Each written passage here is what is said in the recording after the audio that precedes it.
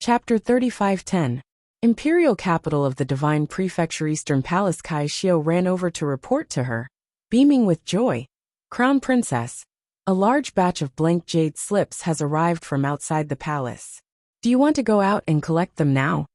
The Crown Prince had been gone for half a day, and Arbor was leaning against the bedside listlessly, flipping through the medical book in his hands from time to time, looking somewhat absent-minded. Hearing Kai Xiao's voice, Sir Jojo raised his little head. Let's go take a look. 100,000 blank jade slips had arrived. That was naturally an excellent thing. She had drawn so many talisman arrays in the lower star region, and had used up all the jade slips in her possession. She had been waiting for these blank jade slips for the past few days. Kai Xiao went forward with a chuckle, draped a coat over her, and called Kai Chi out to arrange a carriage. The delivery of the jade slips has been stopped at the Imperial Palace's north gate. Kai Xiao smiled and said to Arbor, Crown Princess, go take a look when you're done. This little Crown Princess had been silent for most of the day, reading by the window alone. She must have begun to miss His Highness the Crown Prince. Kai Xiao wanted to distract the little Crown Princess, lest her thoughts become too heavy, so she deliberately instigated her to go out for a walk. Li Yi, Li Yi. Kai Xiao called out twice. Li Yi jumped in from the window like a ghost, looking expressionlessly at the little Crown Princess. Your subordinate is here. Kai Xiao's mouth twitched, and then she coughed lightly. All right, the Crown Princess is going out. Come with us. Yes. Li Yi hugged her sword and stood to the side. When the little Crown Princess started walking, she hugged her sword and followed behind them silently. It was currently afternoon, and the sunlight was very dazzling. The little Crown Princess couldn't help but squint her eyes when she walked out. After boarding the carriage, she leaned against the soft cushion, hugging a jar of peach biscuits, and chewing them one by one in her mouth. Lotus and the rest should have boarded the ship by now. This time, the army would be traveling by water, bringing along close to 50,000 to 60,000 people. Their speed of travel should not be too fast. Kai Xiao nodded heavily and said with a smile, Crown Princess, you don't have to worry too much about His Highness the Crown Prince. You've given His Highness so many pills and talismans, and there are many pharmacists and alchemists in the army. There are also many people with special abilities, so there shouldn't be any danger on this trip. Arbor nodded with a listless look. He handed the jar of peach biscuits to Kai Chi and sat up cross-legged. With these jade talismans, I'll be able to finish the drawing tonight. Tomorrow, I'll be able to do some serious business. Kai Xiao couldn't help but twitch her mouth. She knew this little Crown Princess too well. If the little Crown Princess mentioned something serious, it would definitely be something serious like murder and arson. She wondered who had offended her again. Kai Xiao shook her head and said with a smile, Crown Princess, you won the competition at the Mu family. I remember that there was a prize. The little Crown Princess looked as if she had just woken up from a dream.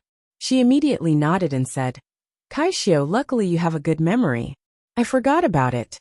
It's fine. After we finish our business tomorrow, I'll make a trip back to the Mu family. As they spoke, everyone had already arrived at the Imperial Palace's north gate. From afar, they saw two carriages used for loading goods parked there. Which of the guards didn't recognize the famous little Crown Princess?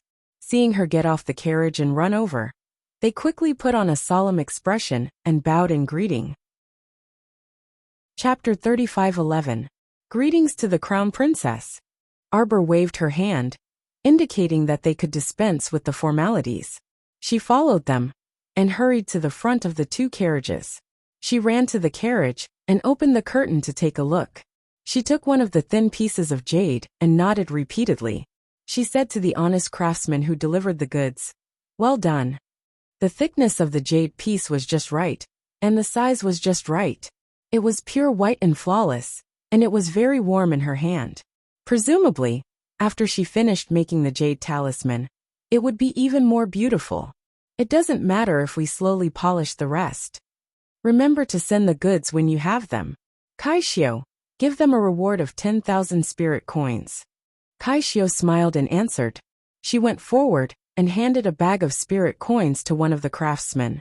The craftsmen were flattered and nodded repeatedly. They were just ordinary craftsmen. When had they ever received such honor? They were just making some jade pieces. Unexpectedly, they received such praise from the noble crown princess. In addition, they would receive a reward of 10,000 spirit coins. They simply wanted to wake up from their dreams. Thus, the few of them swore that they would continue to work hard to process the jade slices. After they happily unloaded the bags of jade slices from the carriage, they respectfully drove the carriage away. A white jade talisman suddenly appeared in front of Arbor's eyes. It was full of purple light, and all the blank jade talismans on the ground were absorbed into it. Some of the guards at the gate stared at the jade talisman, hanging in the air with shining eyes. They secretly said in their hearts, "No wonder everyone says that the crown princess is an extremely powerful great talisman master." It's really so. With just a casual move, such a huge storage talisman was able to take away all the jade slips that were piled up like a small mountain on the ground.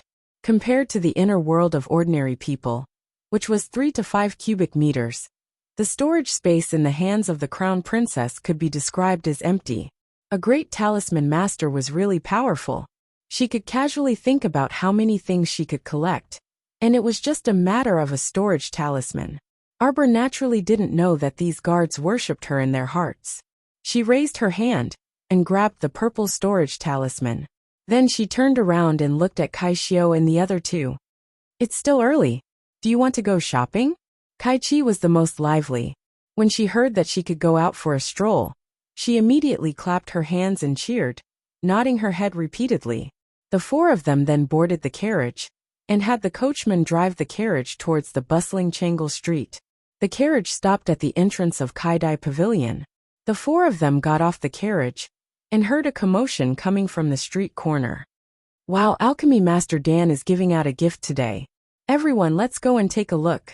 "Who is Alchemist Dan?" "You're really ignorant and inexperienced. That's the first and youngest divine great alchemist in our divine continent. The pills that he makes are hard to find even with tens of millions of spirit coins." Xiaomu, Kai-Shio, and the others looked at each other in dismay. Li Yi frowned. She hugged her sword and asked mechanically, "Crown Princess, do you want to go over and take a look?" Arbor shook her head with an uninterested expression. No need. She was going out for a stroll today, and taking Kai-Shio and the rest to have a meal. She really wasn't interested in knowing what Alchemist Dan was going to do. Li Yi nodded and followed the little crown princess into Kaidai Pavilion with Kai-Shio and Kai-Chi.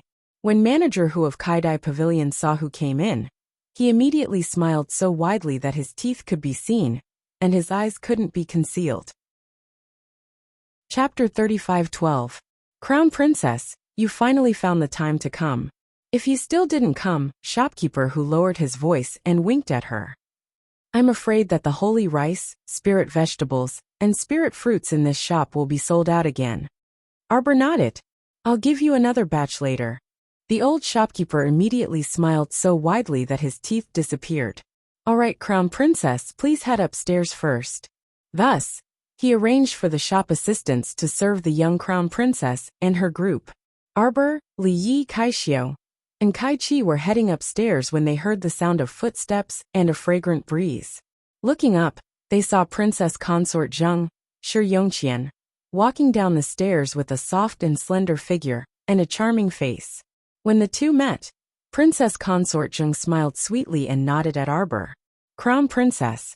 Greetings to the Crown Princess. Shi Yongqian secretly lowered her eyes to hide the trace of unwillingness in them and bowed. She had learned her lesson, and didn't dare to be arrogant in front of the Crown Princess. After the incident at the general's estate, Shi Yongqian didn't dare to get up before the Crown Princess asked her to. Arbor swept a glance at her, and didn't ask her to get up. She only stared coldly at Shi Yongqian in front of her. After not seeing her for a period of time, it seemed that she had been living quite comfortably, and her realm seemed to have improved. Who did he get such a huge benefit from? Right now, she had actually leaped from a 5th grade to an 8th grade spiritual master? She used her spiritual eye to check Shi Yongqian's body, and the corner of her mouth couldn't help but curl into a faint mocking smile. A body created by using spirit herbs undoubtedly looked like an 8th grade spiritual master. but her actual combat ability was probably still stuck at the 5th grade realm. A large amount of herbs wouldn't be of any help to her body. It would only further damage her body and cause her to fall into a false state of advancement. However, Arbor didn't care about all this and didn't need to tell this Shi Yongqian. In any case, just let her continue to court death. She didn't have much time left anyway. Thinking of this, Arbor coldly glanced at Shi Yongqian again. He walked past her half-squatting body with his head held high, not giving her any face at all. Shi Yongqian was so angry that her face flushed red. She turned to look at her elder sister, Princess Consort Zheng, Shi Yongyan. Elder sister, what do you think of this crown princess's attitude? So domineering and unruly. She was just giving her a proper bow, but she actually gave her such a reaction. It was simply infuriating, completely unreasonable.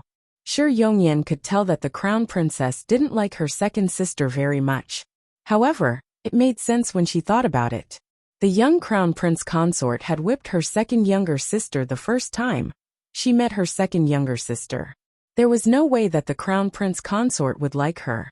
At this moment, she didn't know why, but she felt that the crown princess's gaze towards her second sister was extremely cold, as if it contained broken ice blades. It was so cold that it was a bit frightening. Shi Yongyan smiled and patted her second sister's hand. Don't think too much. The crown princess's temper is like this. She's still young, so we'll get used to it. Shi Yongqian was instantly furious. That night, Shi Yongqian returned home with a belly full of anger. After throwing around and hitting for a long time, she asked the servant girl cowering beside her, "Is there any news of Miaosheng?" "Not at the moment," Mississippi. Shi Yongqian frowned. She had received news that the crown princess had brought the Qiao family to the capital. She didn't know if the news was true. Early the next morning, the Shi family's door was crowded with people. Chapter 35:13. As soon as the gatekeeper opened the door, he was shocked by the scene in front of him. He saw a large group of onlookers crowding around his gate, looking at him with a strange expression. As a member of the 6 noble families, this servant was used to being a tyrant. How could he tolerate a crowd of onlookers in front of the Shi residence? He immediately shouted, "What are you doing?" and was about to step out of the door to chase the crowd away. But when he stepped out, he bumped into something hard. He stared at the air in front of him dumbfoundedly, and subconsciously reached out to touch it. As soon as he touched it, he found something strange. He saw that the finger was sinking into the ground along with the fluctuating light halos. As if it was attracted by something, the finger was suddenly rebounded by a force, giving him a fright. He didn't know what was going on, but the onlookers outside saw everything clearly. They saw that the entire Shi residence was surrounded by a large talisman array, completely covering the Shi residence. This talisman array seemed to have built a transparent protective layer, like a transparent bowl, completely covering the Shi residence. The manservant didn't know that there was such a barrier at the door. When he rushed out, everyone saw with their own eyes that he bumped into the thin wall of the bowl and was immediately rebounded by the force. Everyone couldn't help but look at each other in dismay. Everyone had a look of surprise on their faces. These passers-by were actually out to buy groceries early in the morning. They saw that this place was filled with purple light that dyed half of the morning sun. Thus, they were attracted to this place with curiosity. But when they got closer, they found that the Shi residence, one of the 6 noble families, was surrounded by a large talisman array. How scary! Who was so determined to go against the Shi residence that they actually set up such a barrier above the Shi residence? Wasn't this a death trap for everyone in the Shi residence? The manservant's face turned pale, and he quickly rushed out of the door. With a loud bang, his entire body was miserably rebounded by the force and fell heavily to the ground, revealing a dumbfounded expression. Everyone could clearly see that the binding power of this talisman array was extremely terrifying. Once it was hit by an external force, it would be repelled with 10 times the force. A group of onlookers gathered outside the Shi family's house and looked around. They shook their heads in sympathy, but at the same time, they couldn't hide the excitement in their eyes as they asked around what was going on. The manservant crawled up from the ground and limped into the mansion, crying out in alarm, Master, master, something bad has happened. The head steward of the Sher family walked out from the corridor and saw the panic-stricken manservant, who was shouting loudly all the way here. He couldn't help but step forward and give him a slap across the face. What's the fuss about? Our Sher family is such a big family business. How could anything bad happen to us? The Sher family's butler harumphed angrily. Just as he was about to reprimand the servant exclaimed, looking as if he had seen a ghost.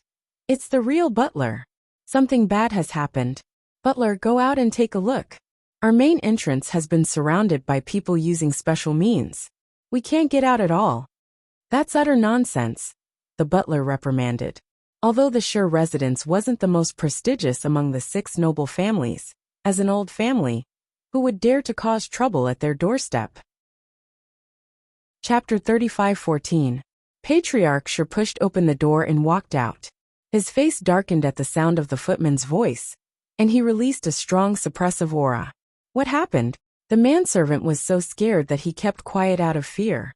His eyes were trembling as he looked at his master with trembling eyes. The steward of the Sher family turned around and cupped his hands at Patriarch Sher. I'm sorry, Patriarch. It's my fault for not disciplining my servant properly. That's why he ran amok and disturbed your cultivation. Patriarch Sher replied coolly with a cold face. He was about to turn around and walk back into the room when a figure suddenly appeared behind him. The eldest son of the Sher family hurriedly said, Father, something bad has happened. Someone has set up a confinement talisman array above the Sher family, and we're all trapped inside. Patriarch Sher's expression changed abruptly. The footman hurriedly got up from the ground and nodded repeatedly. Patriarch, it's true. It's true. Just now, I wanted to open the door and go out, but I was bounced back by a wall. There was nothing in front of me, but I couldn't get out no matter how hard I tried. Patriarch Sher couldn't help but fly into a rage. Who dares to play tricks outside our Sher family? Take me out and have a look. Patriarch Sher shouted angrily. Just as he turned around and walked to the door, several elders with ugly expressions came knocking on his door. Patriarch, the elders said one after another. Did you find out who's causing trouble in our Sher family? What's the matter with that talisman array? Patriarch, the entire Sher family is now trapped inside this confinement talisman array. We have to find a way out. Patriarch Sher's head was about to explode from their words, and he felt a little dizzy. He raised his hand to silence their cries and said with a sullen face, Everyone, don't panic. Let's go to the door and see what's going on. Okay. The elders nodded in agreement. They followed Patriarch Sher and his entourage to the main entrance of the Sher family. The footman hurriedly ran forward and pulled open the 2 doors inwards. The faces of Patriarch Sher and the others darkened at once. At this time, more and more people gathered at the Sher family's entrance. Looking at the way the crowd gathered at the entrance, there seemed to be an endless stream of people. There seemed to be more than 1,000 people gathered. What nonsense! The elders could no longer maintain their composure and scolded angrily. What are they doing? Was this group of people here to see the Sher family make a fool of themselves? Reality proved that this was indeed the case. However, when the crowd outside saw Master Sher and a group of elders appear at the door, they all backed away timidly. The crowded and bustling crowd instantly fell silent. Many pairs of curious eyes swept over Patriarch Sher and the others. Everyone wanted to know if Patriarch Sher and this group of powerful elders could break through the shackles of the gate and walk out from inside. There was a hint of anger in Patriarch Sher's eyes. He stretched out his hand and shouted at the crowd, All of you step back.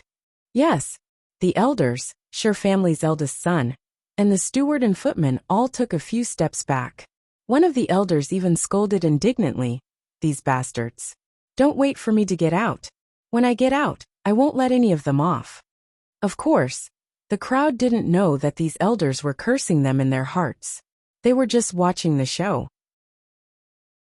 Chapter 35:15. The eyes of the onlookers lit up when they saw House Head Sher order for everyone to move aside. It looked like House Head Sher was going to make a big move. Would House Head Sher be able to break through this transparent barrier? What a strong confinement glyph formation.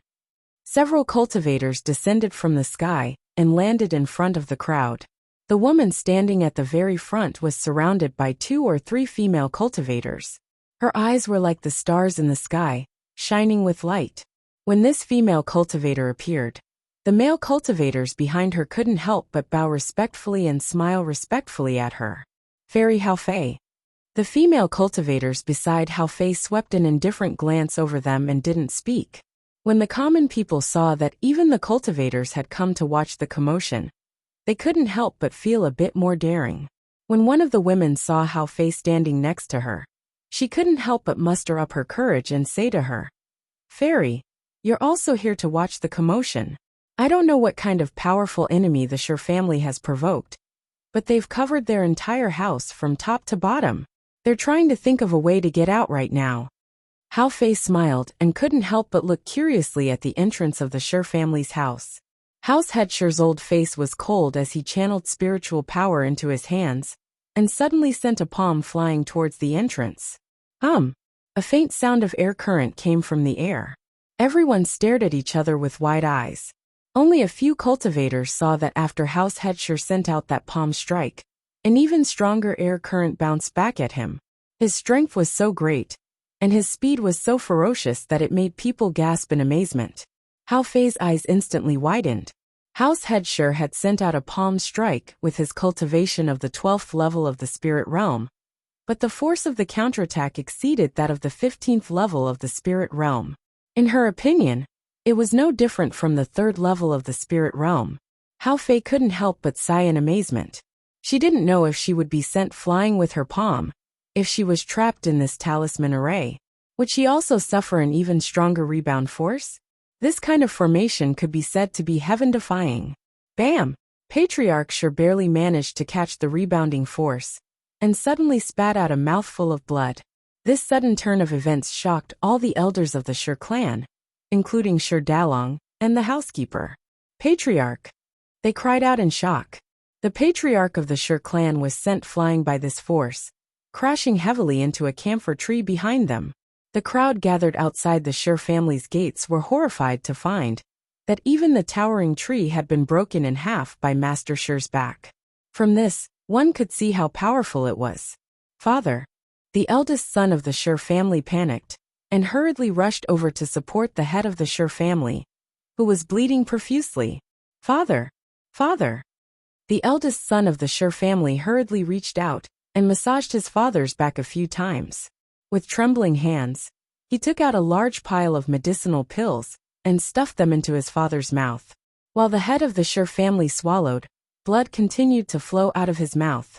His face was as pale as a sheet of paper, and there was a stifling feeling in his chest that could not be released. House head! The elders were all dumbfounded when they saw House head's wretched state. They looked at each other, and then at the crowd gathered outside the Sher family's gates, whispering to each other. Their embarrassment turned to anger, and they couldn't help but shout in unison, "Everyone, let's go together!" Chapter 35:16. The Sher clan master was vomiting blood when he heard their cries, and wanted to stop them. He had been tricked once and knew how powerful this talisman array was. It was unlikely that he could break it with brute force. However, his mouth was stuffed full of medicinal pills, and he was vomiting blood, so the words that came out of his mouth were like gossamer. Without waiting for him to finish, the few impulsive elders all flew to the door. At the same time, they gathered a violent spiritual power in their hands and smashed it against the wall of the gate. Chi chi chi. Wah. Ah. Bam bam. After a few loud bangs, the elders retreated at the speed of light and were flung back by the door's barrier. They crashed into the limestone floor, and half of the wall collapsed. Everyone curled up in pain, curling up into the shape of a shrimp as blood spurted out of their mouths. Anxious and angry, the Sher clan master coughed out 2 more mouthfuls of blood. The Sher clan eldest young master was so shocked that his limbs turned cold. He looked at his father in his arms and shouted, "Elders! Elders!" The elders immediately fainted from the pain. The power of their combined attack was naturally much more ferocious than the Sher clan masters. Therefore, the recoil they received was also much more violent than the Sher clan masters. After this, their internal organs were almost ruptured. Cracks also appeared in their Dantian's spiritual ruin realm. They immediately fainted. The onlookers outside the door were even more shocked and frightened. Heavens! The result of the combined attack of so many Shi clan elders was so tragic? Hao Fei couldn't help but click her tongue in wonder. She exclaimed, "What a powerful talisman array, so powerful! Sister Hao, what talisman array is this?" A round-faced female cultivator couldn't help but ask. "This is a confinement talisman array. It can't have more than one confinement effect." Hao Fei looked at the 36 jade talismans glowing with purple light in the sky and couldn't help but exclaim, "If I'm not wrong, this should be a talisman array set up by an Earth-rank Great Talisman Master." Everyone sucked in a breath of cold air. Earth-rank Great Talisman Master? In the entire upper 3 provinces, the number of people who could become Earth-grade Great Talisman Masters could be counted on one's fingers. Which Earth-grade Great Talisman Master did this? He acted so swiftly and decisively, not giving the Shi family any way out. Speaking of which, the Shi clan was really unlucky. Of all the people they could provoke, they just had to provoke a powerful Earth-grade Great Talisman Master. Close the door. Close the door. Patriarch Shi lost his composure at this moment and yelled at the steward and the servant. The butler and the manservant hurriedly stepped forward and slammed the door shut. When they turned around, they could see the panic-stricken expression on each other's faces. Was everyone in the Shi family trapped here?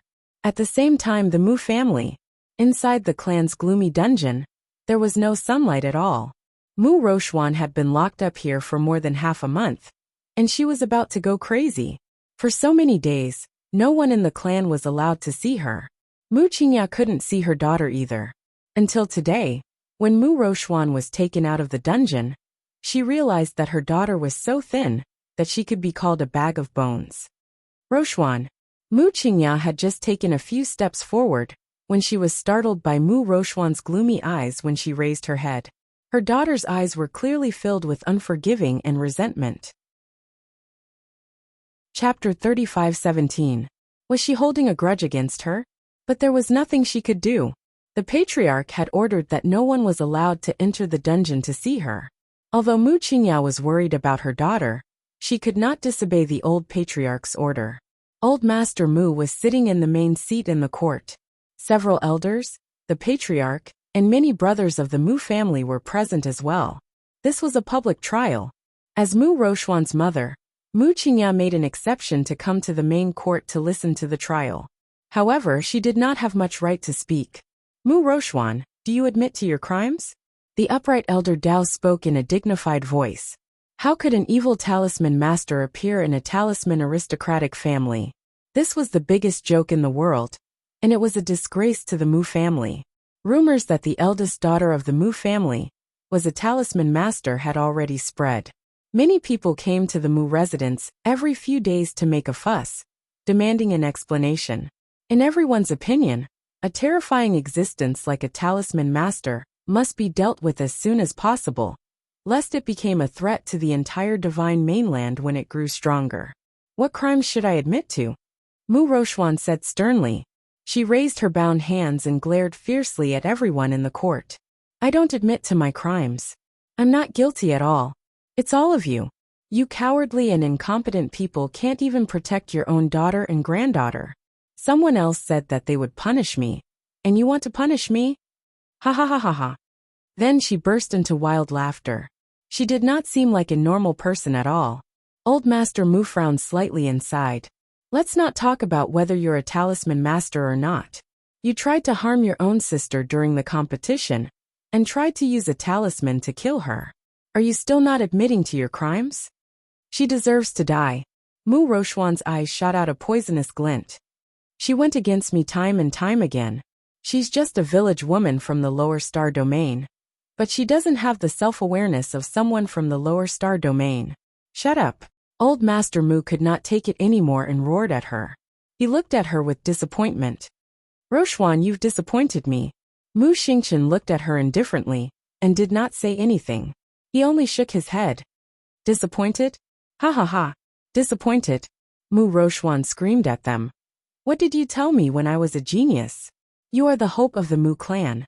You are the only one who can inherit old ancestor Chaoyang's legacy. You will definitely become a heaven-ranked great talisman master in the future. Now you're saying you're disappointed in me? It's because in your hearts, there's a better candidate to inherit the legacy of ancestor Zhaoyang. Mu Roxian sneered.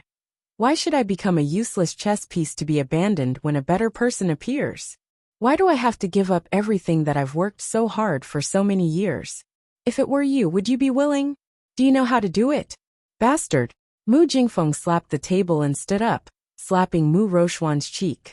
This heavy slap in the face dissipated the last bit of kinship in Mu Roxuan's heart. She stared at them coldly and mockingly tugged at her lips.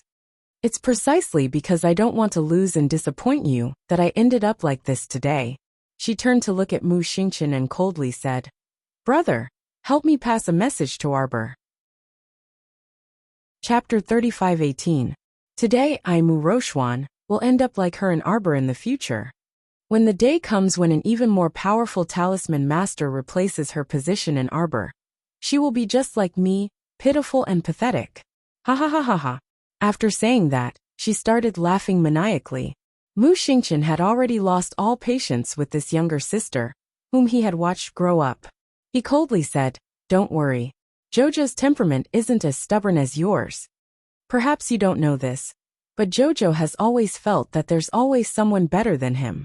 He's never been as arrogant and egotistical as you, thinking that it's unforgivable for a Jojo from a lower star domain to surpass you.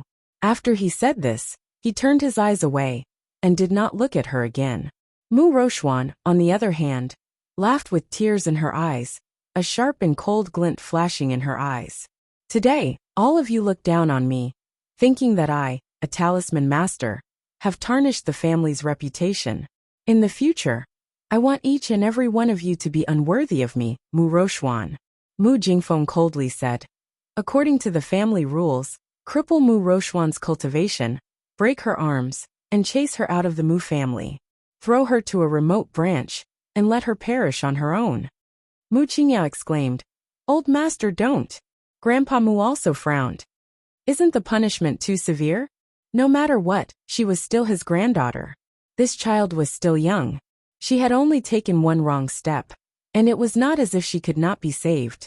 His original intention was to have this child swear to the heavens that she would never use talismans in the future. He would spare her life and let her go to a remote branch family to strengthen her muscles and bones and temper her temperament. Father, although I'm Mu Roxuan's father, I definitely can't condone her actions. Old master, Mu Qingya cried. She wanted to say a few more words of persuasion, but Mu Jingfeng glared at her with a warning gaze. Take her away. Jingfeng. Elder Mu frowned. He wanted to say if this punishment was too harsh, but he saw Mu Jingfeng wave his hand, and directly had people drag Mu Roxuan away. Mu Roxuan didn't say anything else. She just laughed as she was dragged out. In the evening, Arbor received news about the Mu family from the night pavilion. He only skimmed through the information, and then indifferently tossed it aside. Li Yi went forward to destroy the documents. Her eyes were filled with doubt as she asked, Why did the Mu family only deal with Mu Roxuan now? Waiting for me to come back, Arbor said indifferently. Since she wasn't around, if he had secretly dealt with it early on, wouldn't he not be able to sell it in front of her? The little crown princess could not hide the disappointment in her eyes. Crown Prince Consort. Kaixio hurriedly walked in and bowed. Someone from the Mu family has come to deliver a letter to Crown Prince Consort. Okay, just put it there. Arbor replied with a weary expression, and then closed the book with a flip of his hand. Light the lamp and eat. Yes, Crown Princess. Kaixio nodded. Just as she was about to leave, she was suddenly stopped by Arbor. No need. Prepare the carriage. I'm going back to the Qiao family. Kaixio was startled, but did not say anything. She only nodded and went to prepare. When the evening lights were first lit, the little crown princess carriage arrived at the Qiao family's entrance. She jumped down from the carriage with a small floral cloth package in her hand. Kaixio and the rest could not help but twitch their eyes when they saw this. The moment the door opened, the aroma of food wafted out. Arbor's eyes lit up, and he ran to the dining room. Mother, I'm back to eat.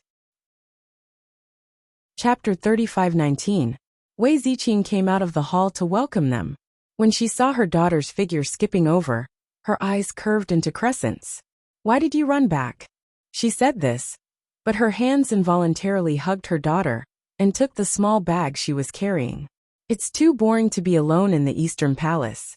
I don't even have the energy to eat. Arbor shook her head and snuggled into her mother's arms. Jojo misses Mom. Her mother's embrace was still the warmest. There was no backstabbing and scheming at home, only the sincere smiles of the whole family. Unlike the Mu family, who tried to figure out her thoughts all day long. It was really laughable. However, they didn't know that Jojo's heart was actually very simple. She would be very sincere to whoever treated her well, and treat them even better. Wei Ziqing was so happy that she couldn't close her mouth. She reached out and tapped her forehead. You're already married, yet you're still acting spoiled all day long. Even if I'm married, I'm still Mom's daughter. Arbor looked up at her mother. Yes. Wei Ziqing smiled and pulled her into the dining hall.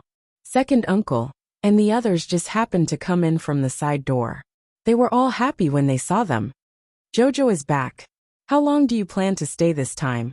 Stay for 10 days to half a month, Xiaomu said. Kai Xiao, who was following behind, couldn't help but mutter. His Majesty is going to have a headache again. Her daughter-in-law kept running to her maternal home outside the palace. This was really worrying. Wei Ziqing smiled. Will His Majesty say anything if you keep running out? He's busy with a bunch of things. How can he have time to care about me? Sir Jojo snorted. Rensher smiled and invited them to take a seat. Eldest sister-in-law, it's good that Jojo is back. She has nothing to do in the Eastern Palace. Arbor nodded vigorously. Eating dragon meat is boring when I'm eating alone. Wei Ziqing couldn't help but laugh. The family happily ate dinner together. Meanwhile, at the Mu family's side, Mu Jingfeng paced back and forth in the room a few times, constantly looking back at the door. Patriarch. Mu Liang's voice made Mu Jingfeng's face light up. Come in. Mu Jingfeng turned to look at Mu Liang with a joyful expression. What did the Crown Princess say? The Crown Princess didn't say anything. She only asked someone to accept the letter and sent me away. What? Mu Jingfeng's eyes instantly narrowed. Could it be that the punishment is too light and is still not to her liking? However, if she crippled Mu Rochuan's cultivation and broke her wrists, she would be a cripple in the future. She wouldn't even be able to draw talismans. How could this not be to her liking? Could it be that he had to give the order to kill Mu Rochuan? Mu Jingfeng's eyes glinted sharply. How's the investigation of the Shi family going? Master, there's a triple confinement, rebound and binding talisman array above the Shi family. Most people can only see the confinement layer. Such a method, Mu Jingfeng's eyes revealed a trace of fanaticism. Have you found out if it was done by the Crown Princess? It should be done by the Crown Princess. Mu Liang nodded indifferently. After all, there aren't many people in the world who have such a special talisman crafting method. Mu Jingfeng couldn't help but clench his fists. This daughter must return to the Mu family. He definitely couldn't let such a genius wander outside. Although this daughter of his had always been at odds with him. No matter what, even if he had to resort to underhanded means, he had to make her return to the family. This matter still needed to be considered at length. Mu Jingfeng was currently somewhat regretful that he had fallen out with this daughter of his back then. If he had known earlier, he would have treated her better back then. Chapter 35:20. After eating and drinking to her heart's content, Lady Jojo carried her small floral bundle and returned to her pear blossom courtyard. Madame Ren asked Wei Ziqing with a puzzled expression. Why is Jojo carrying a small bundle around all day? Isn't she a talisman master? She has both a storage space and an inner world. What is she doing running around with such a small bundle around all day? What a joke. Wei Ziqing's mouth twitched. She coughed lightly and said, Sister-in-law, there's something you don't know. This child likes to carry a bundle around wherever she goes. Whenever she goes out, she'll have to carry it around. This is probably one of her hobbies. Hobbies? Madame Ren nodded. Who doesn't have hobbies, right? Crown Princess. Someone from the Night Pavilion has sent news about the Mu family. Would you like to take a look? Arbor nodded. She took the letter from Li Yi and glanced at it before tossing it back. Got it. You guys should rest early too. Seeing her indifferent expression, no one said anything else. They turned off the lights and retreated. Arbor lay on her bed, pulled the blanket over herself, and rolled around on the bed. A trace of mockery appeared on her lips. He had already been crippled and thrown to the Branch family. Old Madam still sent people to the Branch family to deliver this and that. Was this just a small token of her affection? A big family was a big family. In the face of benefits, kinship, and whatnot were probably just illusory things. The next day, Arbor woke up early and walked out of her room in high spirits. She had just moved her small arms and legs when she saw Li Yi land in front of her with a whoosh. Crown Princess, the Shi family's grand elder, came out of seclusion yesterday. Oh, then, did this grand elder manage to break the talisman formation that I set up? Her 3 layers of confinement, recoil, and binding talisman arrays weren't that easy to deal with. No. Li Yi shook her head. A trace of adoration for the little crown princess appeared on her carved little face. That grand elder only used 10% of his strength. After he was repelled, he didn't dare to make another move. They're currently trapped in the Shi family residence, trying to come up with a plan. This morning, they sent out a signal to the outside world, but it was blocked by a talisman array. But the Shi family's matter has already caught His Majesty's attention. I'm sure His Majesty will send someone to investigate this matter in the next 2 days. The little crown princess replied with an, "Oh," and did not say anything else. Li Yi asked curiously, "When does the crown princess plan to deal with them?" "Let's wait for a few more days." Arbor blinked and walked towards the dining room with his hands behind his back. "Sister." Jolin, who was walking towards her, cheered and ran up to her. "Sister, you're up so early." Arbor nodded and looked her up and down. "Little Lin, you swallowed the bloodshed vermilion fruit last time. The fruit pulp can help you improve your physique and train your cultivation. The core of the fruit will help you comprehend your spiritual roots. You should be able to comprehend one of the 5 spirits now."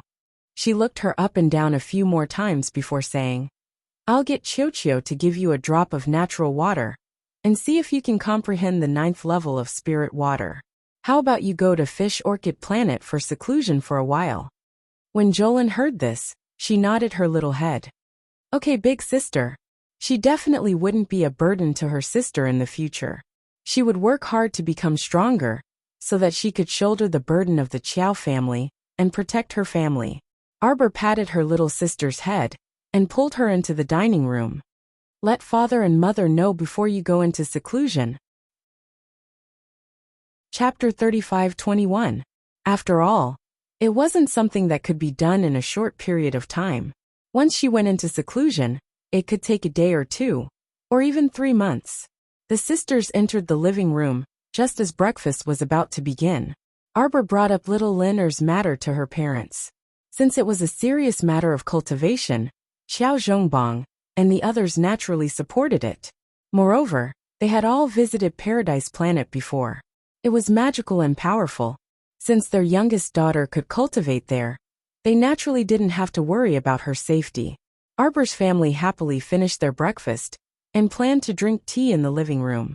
However, the little monk raised his little head and asked in a childish voice, "Benefactress, the weather is so good today.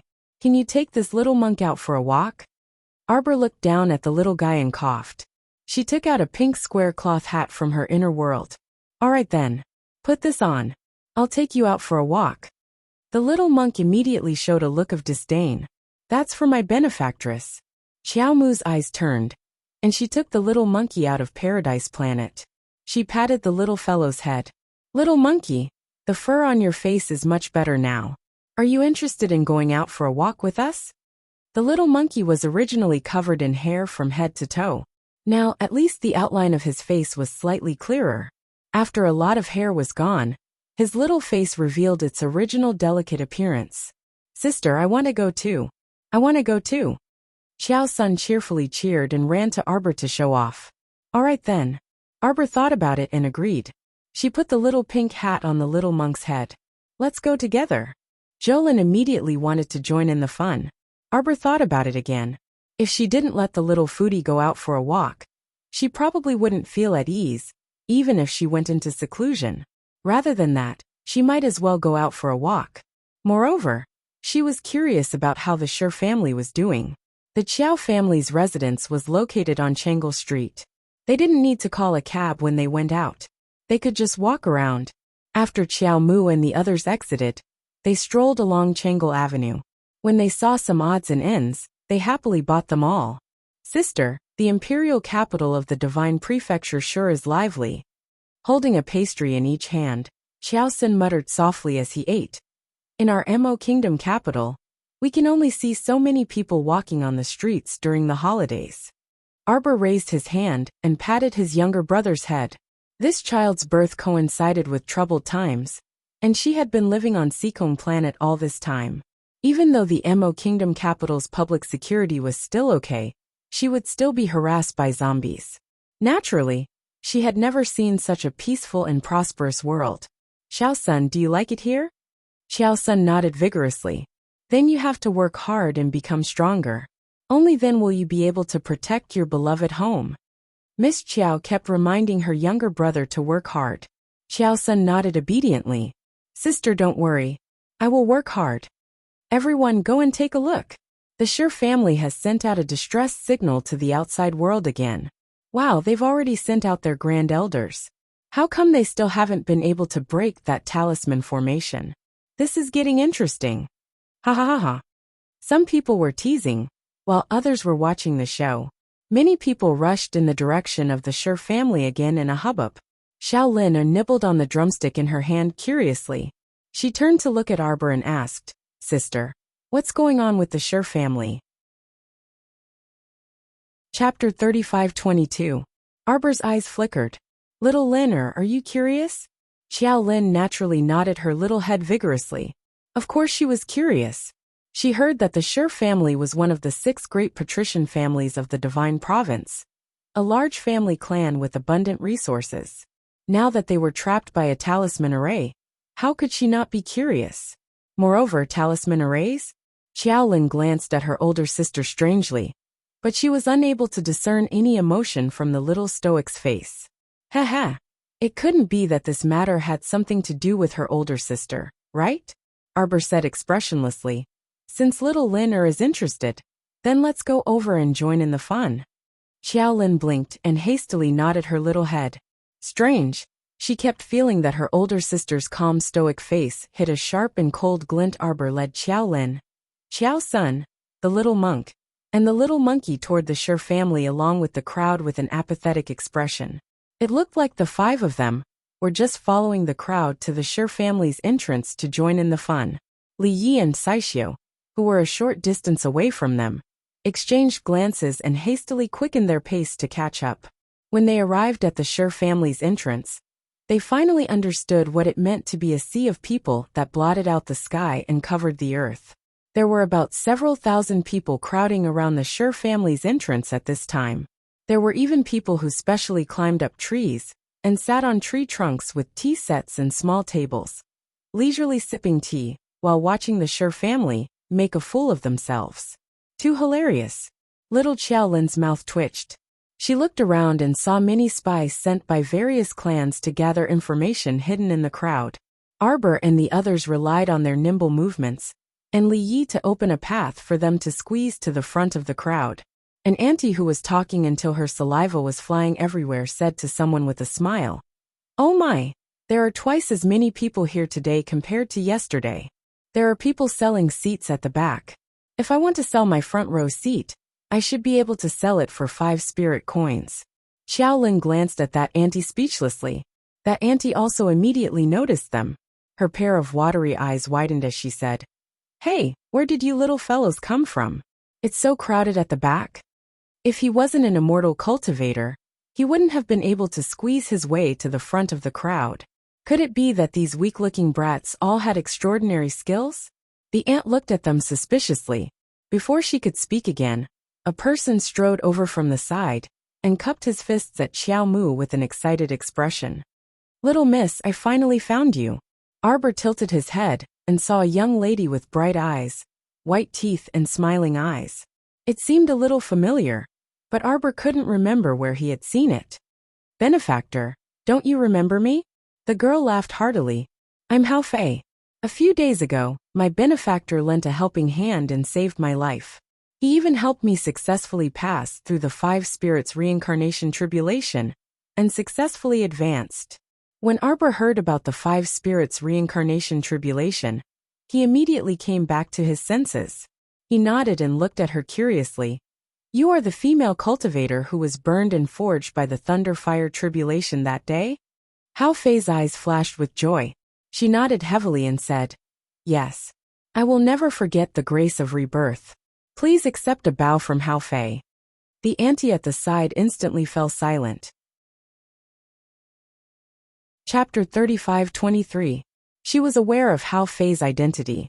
When this fairy descended from the sky that day, many male cultivators were deferential to her, so it could be seen that she was a very formidable person. But now, this fairy was actually so respectful to this stoic-faced little lady.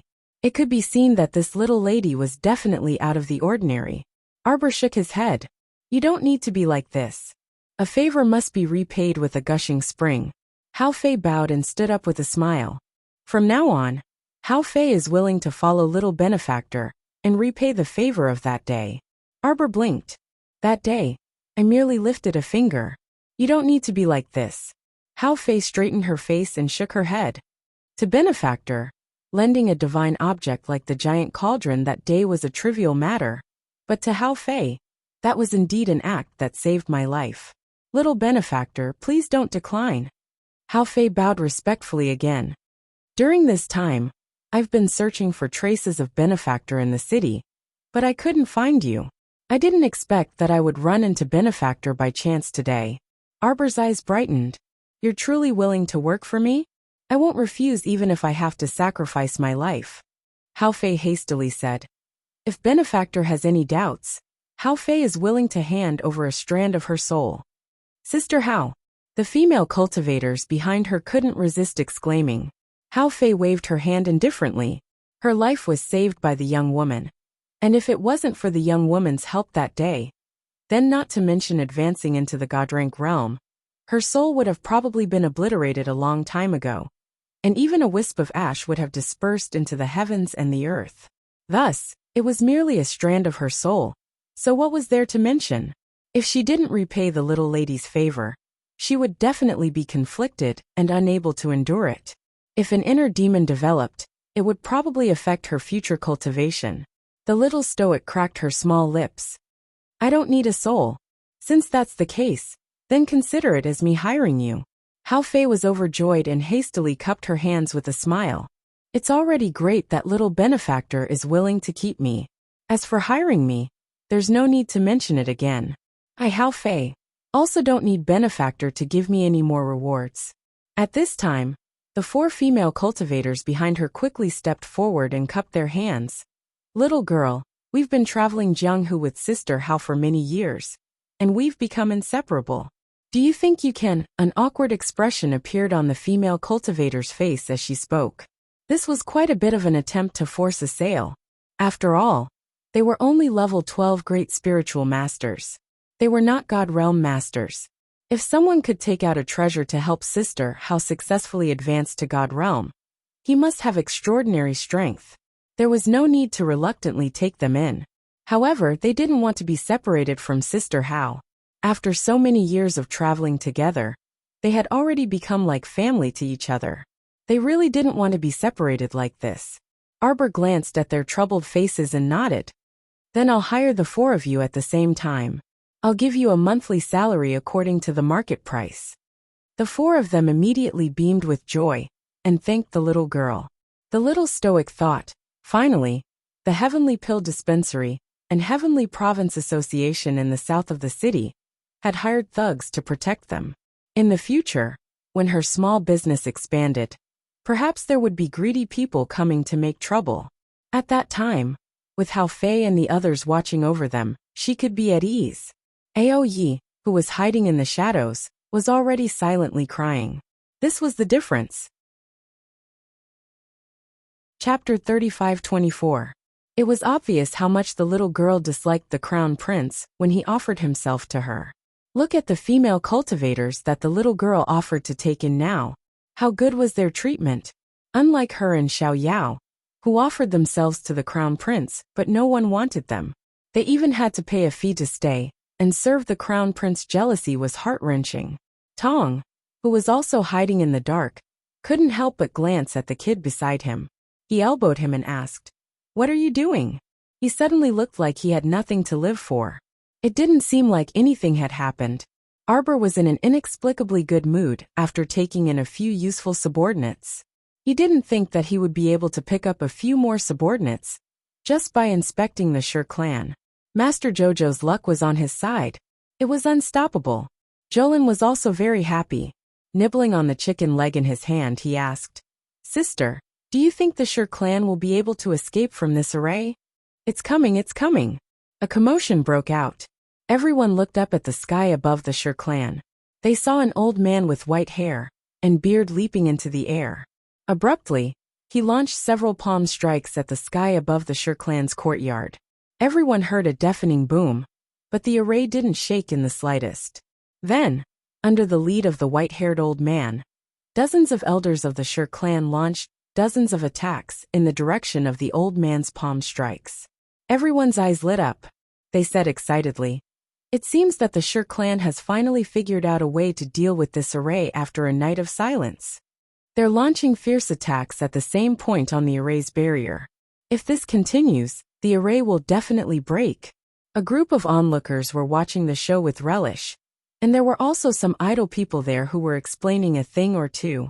Such a big commotion naturally attracted more and more people to gather at the Sher clan's entrance. Arbor's lips curled into a faint sneer. After watching for a while, he said to the kids, "There's nothing to see. Let's go home and eat." Jolin and the others had been watching the show at the Sher clan's entrance for a long time. They were basically full of fruits and snacks. Hearing their sister's words, they squeezed out of the crowd and followed Arbor back to the Chow residence on Changle Street. "Sister, when are you going to deal with them?" Jolin asked curiously. "How did the Sher family offend you?" "They are the employers behind the group of people who went to the Lower Star region to commit violence." "What?" Xiao Lin and Xiao Sun both exclaimed. Jolin took a bite of the apple and said, "Sister, you have to teach them a lesson." Arbor smirked. "We'll talk about it in 3 days." Hao Fei's group of 5 finally understood. So the large talisman array in front of the Sher family's door was set up by their little master? "Let's go. I'll take you guys to the Southern Sky Manor," Arbor said to Hao Fei and the others. 3 days passed in the blink of an eye. Early in the morning, Arbor found Stay Up Late and a few others to lead the way. He led a group of purple forest guards straight to the Sher family's doorstep. The pork that had been simmered for 3 days was ready for oil extraction. Arbor gestured with her eyes. Immediately, a purple forest guard stepped forward and brought a chair for her. Little Crown Princess sat down boldly. She took the list of compensation that Li Yi handed her and gave it a shake. The list of compensation fell to the ground. "Let's shout," Little Crown Princess said. "Everyone inside, listen up." Chapter 35-25. The corner of Aoye's mouth twitched. He cleared his throat and immediately shouted, "The Sher family members inside, listen up. You're currently trapped in a triple confinement and rebound talisman matrix. If you want to leave, you must agree to our 18 conditions." Everyone was speechless as they looked at Stay Up Late, who was shouting. Stay Up Late couldn't help but twitch the corner of his mouth when he saw everyone looking at him. His voice was trembling with laughter. "Cough 18 conditions. None of them can be missing. If you agree, just shout. If you don't, you can continue wasting your time in that talisman matrix." The white-haired Grand Elder led dozens of Sher family elders and naturally heard Aoye shout. He spat angrily. "Ignorant brat, who are you? Why don't you go all out and fight with us? Be serious." Arbor's face was stoic as he turned to look at Aoye, who was about to speak. Aoye coughed and hastily suppressed the laughter in his heart. He put on a serious face and continued shouting in a serious tone. "The Sher family members inside, listen up. We have 18 conditions. If you agree, shout good. Good my ass." I won't agree to even one condition, let alone 18. Do you think you can trap us sure family members with a lousy talisman matrix? Dream on. This talisman matrix will one day run out of talisman energy and self-destruct. Just you wait, you little bastard. One of the Sure family elders shouted angrily. The little stoic said expressionlessly, this person's words are unbearably vulgar. Use the 5-blow thunderclap to wash his mouth.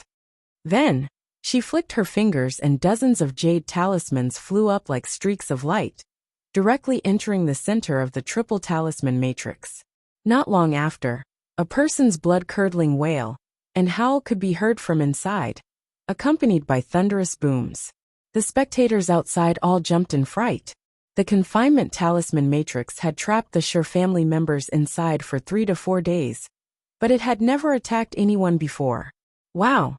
As soon as this little stoic came here, she immediately set up an attack talisman matrix and started attacking the several elders in the matrix in a matter of minutes. Stay Up Late flashed a warm smile and shouted at the Sure family members inside. The Sure family members inside, listen up. Yell if you agree to the 18 conditions. If you don't agree, then you can continue to endure. Even the Daluo immortals can't save your clan. The little girl sat on the stool expressionlessly and took out a plate of cut fruits from Paradise Planet. While she ate them absent-mindedly, she threw out one set of rune arrays after another. Stay Up Late was sweating like a waterfall as he looked at his little crown princess. He felt that the little crown princess's gloomy face was a little scary. If she was willing to speak, it meant that at least the situation had not developed into a very bad one. Once the little fellow did not even have the mood to talk, that meant that she wanted to destroy the Sure family. Dragging it out won't do you much good.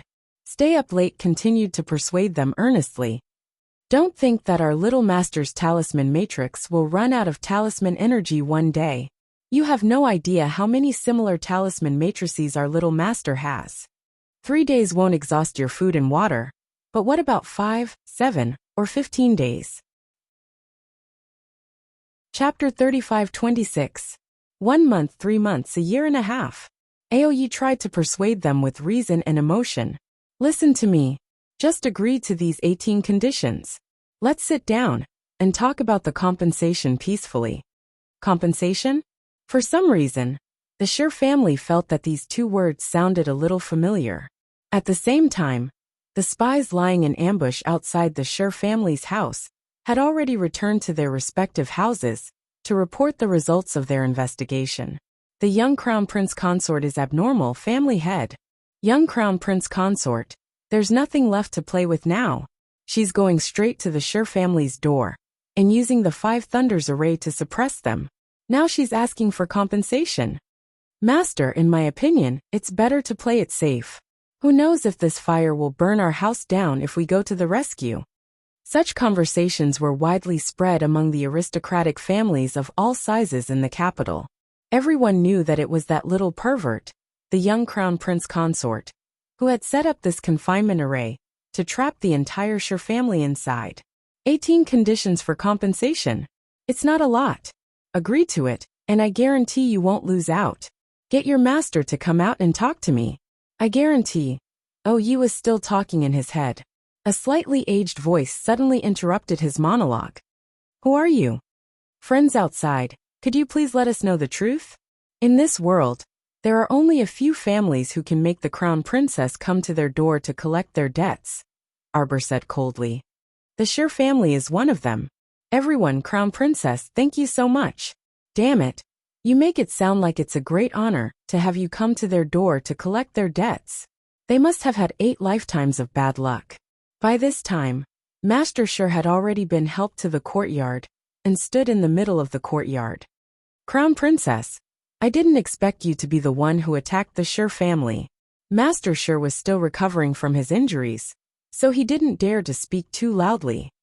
May this old man know why the Crown Prince Consort has set up such an inescapable trap to deal with our Sure family? Because the Sure family deserves to die. Arbor's cold voice was like a bucket of cold water, drenching them from head to toe. At the same time, Sure Yongqian was pacing back and forth in her room. For the past few days, she had been strangely anxious. She couldn't calm down, What was going on? Of course, she couldn't have anything to do with the Sure family's siege. This was the entire Sure family's problem. She wasn't the only one trapped in the Sure family's house. What was she so anxious about? Sure Yongqian had been like an ant on a hot pan for the past few days. She couldn't eat or sleep well, and her lips were curled into a firecracker. Miss, if this goes on, Master wants to gather everyone's food for the time being, her personal maid said worriedly. Her personal maidservant said anxiously, if we don't have any food in our hands in the future, do we really have to wait until we are at the end of our rope? Although they wouldn't run out of food in the short term, they were trapped in this house. But as the family continued to consume, there would be a day when they ran out of food. Those Xiozha with high cultivation could survive without a meal for 10 days to half a month. Chapter 35-27. Poor mortals like them. If they didn't eat for 3 meals, they would be so hungry that they would feel dizzy and weak all over. At that time, they wouldn't even have the strength to escape even if they wanted to. Sure Yongqian was also very vexed. She was a spiritual cultivator in any case, and had an inner world that could resist hunger. However, she was constantly unable to absorb food, and was trapped in the same place for a long time. So she naturally felt vexed. Moreover, there were large confinement arrays everywhere that sealed all spiritual energy outside the array. Even if she wanted to enter closed-door cultivation, there was simply no spiritual energy to absorb. In this way, wouldn't she be as miserable as a trapped beast? No, she had to think of a way to get out. Just as Sure Yongqian was pacing around the room, she suddenly heard the little stoic's ice-cold voice that sounded like broken pearls, falling on a plate, clearly coming from outside the room. Sure Yongqian's entire body inexplicably trembled violently several times. No, that was impossible. It was impossible that the little girl came here to seek revenge after her deeds were exposed. But if that wasn't the case, then what right did the little crown princess have to come and make trouble for their entire Sure family? Sure Yongqian's heart sank, and a bad premonition instantly welled up in her heart. At this time, Sure Yongqian heard her father's voice that was holding back his anger. This old man doesn't know what the crown princess means by this? How does the Sure family deserve to die? Although the crown princess holds a high position, and is the wife of the future heir apparent, if she can't convince people with reason, then she definitely can't convince them at all. Yi Lai. Yes. Yi Lai immediately continued in a clear voice. The Sure family indulged their daughter, and sent people to the lower star domain Sikong planet with inhumane intentions. They killed more than 100 commoners, and more than 1,000 soldiers from the lower star domain lost their lives in a battle with them. Such a heartless and unscrupulous way of doing things simply deserves to die. When Sure Yongqian heard this, she was so frightened that she fell on her butt on the stool.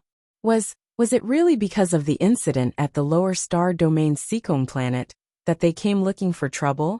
To the crown princess, she actually knew about it? Impossible. How is that possible? Could it be that she had already gone to the lower star domain? No wonder they couldn't contact Miao Sheng for a while. Could it be that Miao Sheng had been killed by them? Patriarch Sure raised his head and roared angrily outside the array.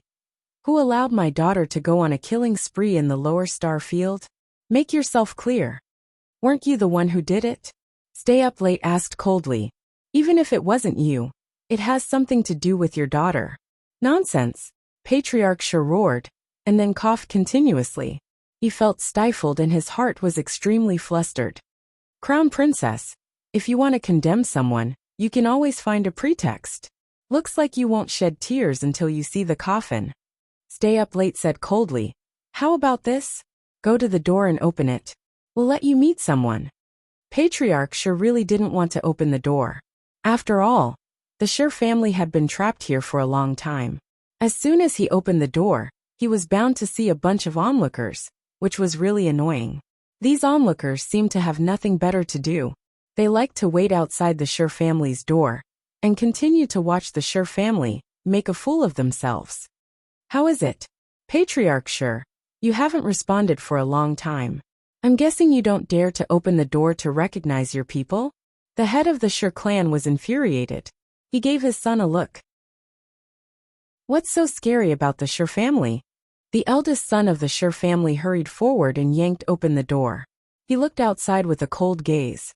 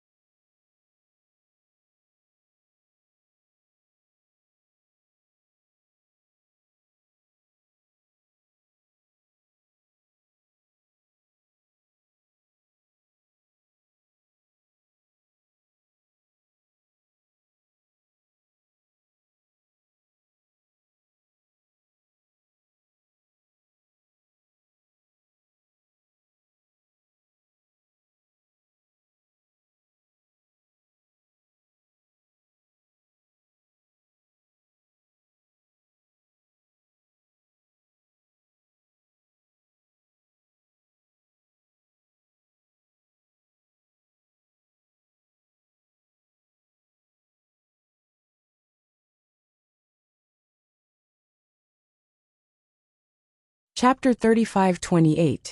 At first glance, he saw a little stoic girl with an exquisite face, sitting upright at the entrance of his house, with a fruit platter in her hands. She didn't look like she was here to collect a debt at all. Instead, she seemed to be one with the group of onlookers behind her, completely looking like they were here to watch a show. That was right. Although this young crown prince consort had said that she was making trouble at their doorstep, the one who had been shouting the whole time was one of her subordinates. She had not even moved her mouth twice. Crown Princess. The eldest son of the Sure family glared at the stoic-faced young lady. Who do you want us to meet? Xiaomu clapped her tender and fair palms twice. Immediately, someone pushed a blindfolded man forward. He stumbled and fell to his knees in front of Arbor. Arbor gestured with her hand. A purple forest guard stepped forward and waved away the black cloth covering the man's face. The sudden blinding light made the man close his eyes in discomfort. When he opened his eyes again, he met Shi family's eldest son's eyes. Shi family's eldest son's pupils contracted in shock, but he suppressed himself and didn't call out Miaosheng. How is it? This is your young Mrs. Servant, right? Aoyi asked calmly. Who is this? Shi family's eldest son immediately reacted. Perhaps today's incident had something to do with his second sister, Shi Yongqian, and the entire Shi family. However, he was also a shrewd person. After thinking for a while, he immediately denied it. He thought that as long as he didn't acknowledge Miaosheng's identity, the little crown princess wouldn't be able to use a servant to frame the Shi family for some groundless crime. When Xiaomu saw him flatly deny it, she was neither anxious nor angry. She merely gazed at him coldly and nodded indifferently. Aoyi. Yes. Aoyi picked up the list of compensation and read aloud. The first condition is to offer up your Shi family's second miss, Shi Yongqian's head. The Shi family's eldest son's expression changed. Then he laughed out loud. What an arrogant crown princess! You brought a servant we don't know and barged into our Shi clan. Do you think it's possible to convict our Shi clan with the crime of defying the heavens with just 3 sentences? Arbor looked at him coldly. I want you to tell me who this person is. Then, without waiting for the patriarch of the Shi family to call out, a shining jade talisman landed on the eldest son of the Shi family. Young Master Shi, do you really not know who this person is? He's the personal servant of my second sister, Shi Yongqian Miaosheng. The eldest son of the Shi family was stunned for a moment. After being hit by the dictum talisman, he immediately answered obediently. It was too late for Master Shi to stop all of this. He allowed the eldest son of the Shi family, who was under the control of the dictum talisman, to reveal Miaosheng's identity. Master Shi's face instantly turned ashen, and he lowered his body dejectedly. The Shi family is really a rich and powerful family. Arbor's icy voice sounded again. Have this person called Miaosheng recount his crimes anew. Another dictum talisman was shot into Miaosheng's body in the blink of an eye. Miaosheng immediately stood up and guffawed at the sky. He brazenly recounted all of his crimes. This included how he accepted the Shi family's second miss, Shi Yongqian's entrustment, how he repeatedly tried to find the way to Seacombe Planet, and how he finally arrived at the Mo Kingdom capital after many failures. Chapter 35-29. He then spoke of how he captured Jolin, and how he colluded with the Panga clan to send a group of subordinates to throw the entire Mo Kingdom capital into chaos. He recounted it all in a smug manner. Everyone was flabbergasted. They stared incredulously at the smug Miaosheng and couldn't help shuddering. This person was done for. Miaosheng deserves 10,000 deaths. Even 10,000 deaths wouldn't be enough to atone for his crimes, Arbor said coldly. Where are the Crown Princess personal guards? Here. This person harbors evil intentions and is deranged. He shall be sentenced to the most severe punishment. Arbor's icy voice fell into everyone's ears without the slightest bit of warmth. It was like icy spring water flowing past, chilling everyone's hearts. Cripple his cultivation and execute it in public. Serve as a warning to others. Yes. The Purple Forest Guard swarmed forward and broke Miaosheng's arms and legs, crippling his spiritual energy. They picked him up like he was a little chick and dragged him to a nearby pillar to tie him up. The pain of having his cultivation crippled caused Miaosheng to snap out of his daze from the talisman's control. He couldn't help but cry out, Patriarch, eldest young master, save me. Save Patriarch. I was also acting according to second Mrs. orders. Patriarch, save me. I am so loyal and devoted to the Shi family. You can't treat me like this. Save me, ah. Save me. Ah. As pieces of flesh and blood splattered down, Miaosheng let out blood-curdling screams. The onlookers crowding around the Shi family's entrance never expected to see such a gory scene, and hastily retreated in fright. The timid women hastily picked up their children and ran home to hide, not daring to watch the spectacle any longer. Arbor said coldly, hand over Shi Yongqian's head, and this crown princess will release all the children under the age of 10 in the Shi family. Crown princess, please quell your anger. The Shi family is innocent. The child is innocent. But for the sins your Shi family has committed in the lower star region, I'm afraid that even the lives of your entire family would not be enough. Arbor said coldly. If I don't punish you severely today, how can I face the thousands of broken families in the lower space zone? No. Patriarch Shi immediately panicked. He was completely flustered now. Offending this young crown princess was equivalent to offending the crown prince of the divine land. The crown prince was so powerful that the purple forest guard alone would be difficult for the Shi family to deal with. Of course, he didn't dare to confront the little crown princess directly. He hurriedly cried out, "The crown princess is wise. Miao Sheng's mistake has nothing to do with the Shi family." At this time, Miao Sheng had already been cut dozens of times. When he heard Master Shi's excuse, he immediately shouted, "Bullshit! Is the Shi family afraid to admit what they did? Did second young mistress Shi instruct me to do all these?" Second young mistress Shi also said that she would capture all the crown princess's family and bring them to the divine land. Then, she would force the crown princess to mutilate herself and beg for mercy. A cold glint flashed across Aoye's eyes. He yelled, "How dare she?" Separated by the transparent talisman array, Patriarch Shi fell to his knees at the door and cried out in alarm. "The crown princess is wise. The crown princess is wise. This has nothing to do with the Shi family. If you blame it on the Shi family, then you're being too extreme." Yes, this was all caused by second young mistress Shi Yongqian. When the eldest son of the Shi family came to his senses, he quickly knelt and cried out. Chapter 35:30. Crown Princess, the person you're looking for should be her. Go call second miss out. Patriarch Shi turned around and bellowed at an elder. What did this unfilial daughter do to offend the crown princess and implicate the entire Shi family? Xiaomu carefully scrutinized this family head Shi's panic-stricken expression, and she instantly became puzzled.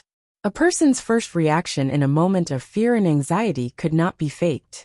Patriarch Shi's current behavior made it seem as if he was completely unaware of Shi Yongqian's actions. Could it be that Shi Yongqian had sent Miao Sheng to the lower star domain to capture people on her own, and had nothing to do with the Shi family? Or, the real mastermind behind Shi Yongqian might not be as simple as Patriarch Shi?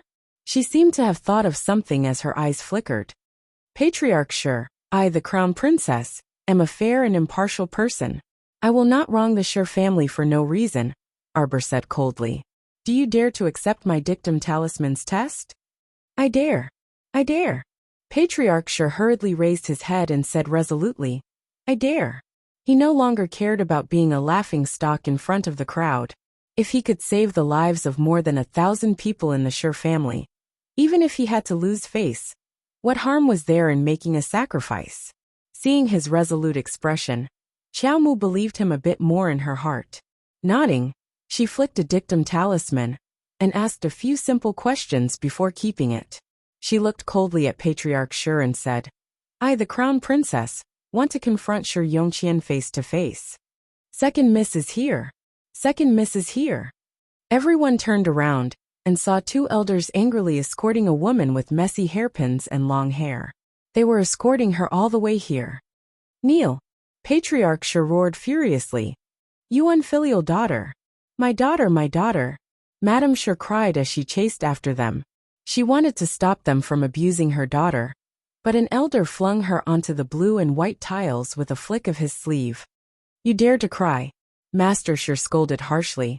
It's all your fault for spoiling her all the time and raising her to be so lawless and arrogant. Now the entire family had been implicated. You've completely disgraced me.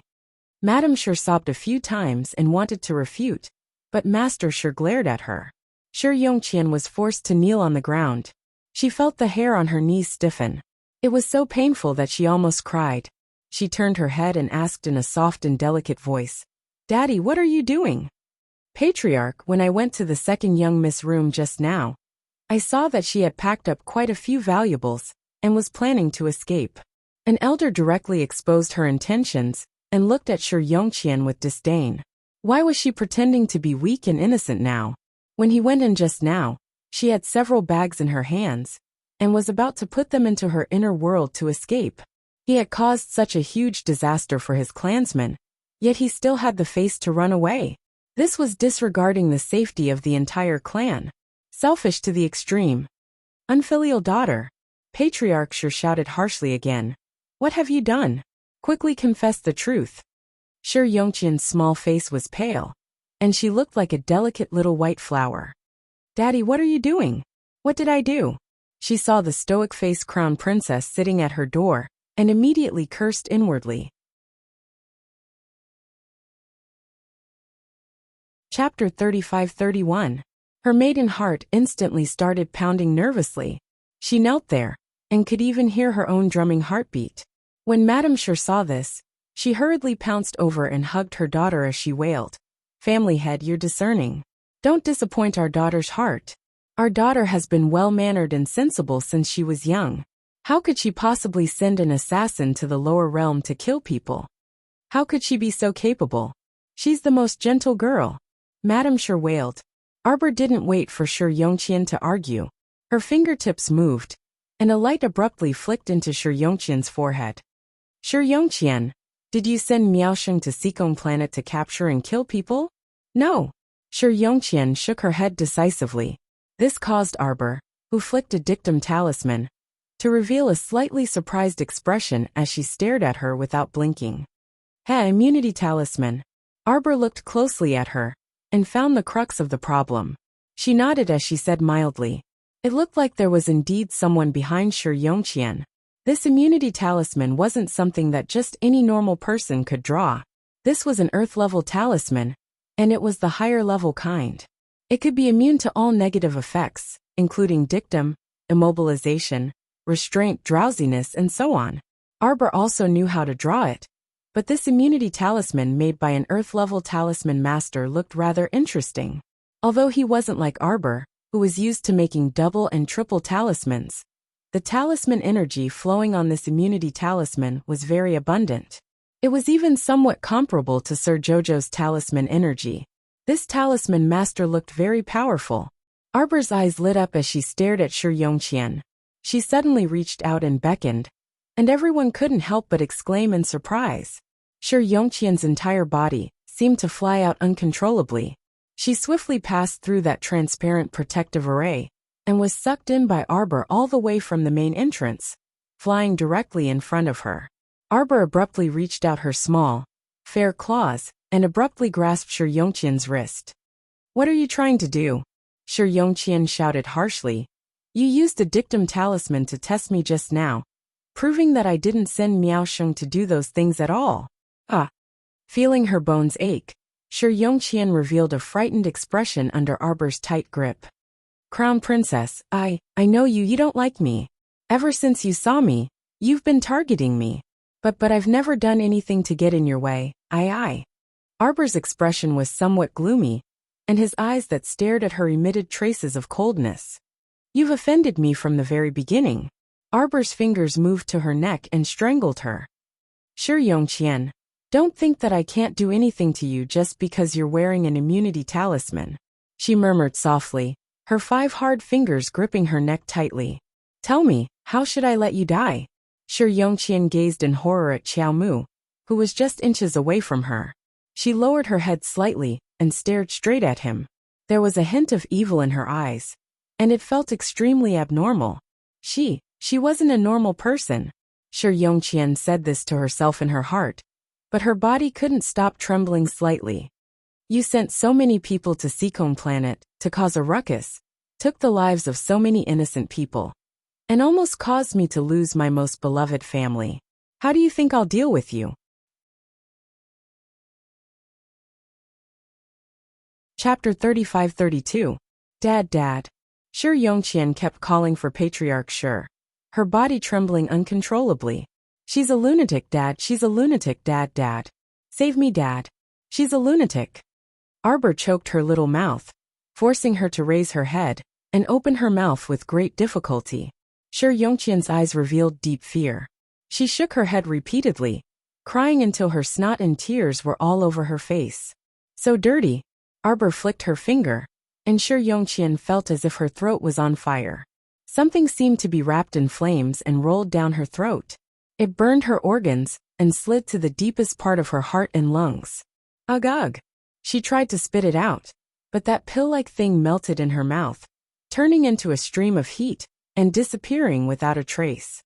Shi Yongqian was too terrified. Her entire body trembled as she kept wailing. No, don't kill me, don't kill me. Don't kill me. I won't kill you. Arbor looked at her with a gloomy gaze. She suddenly reached out a finger and very discreetly inserted a talisman between her brows. She leaned close to her ear and whispered, I will let you, in the most painful way, die in the hands of the person you love the most. No, impossible, no, impossible. Impossible. Arbor tilted her little head and looked at her coldly. Why is it impossible? She leaned close to her ear and whispered word by word.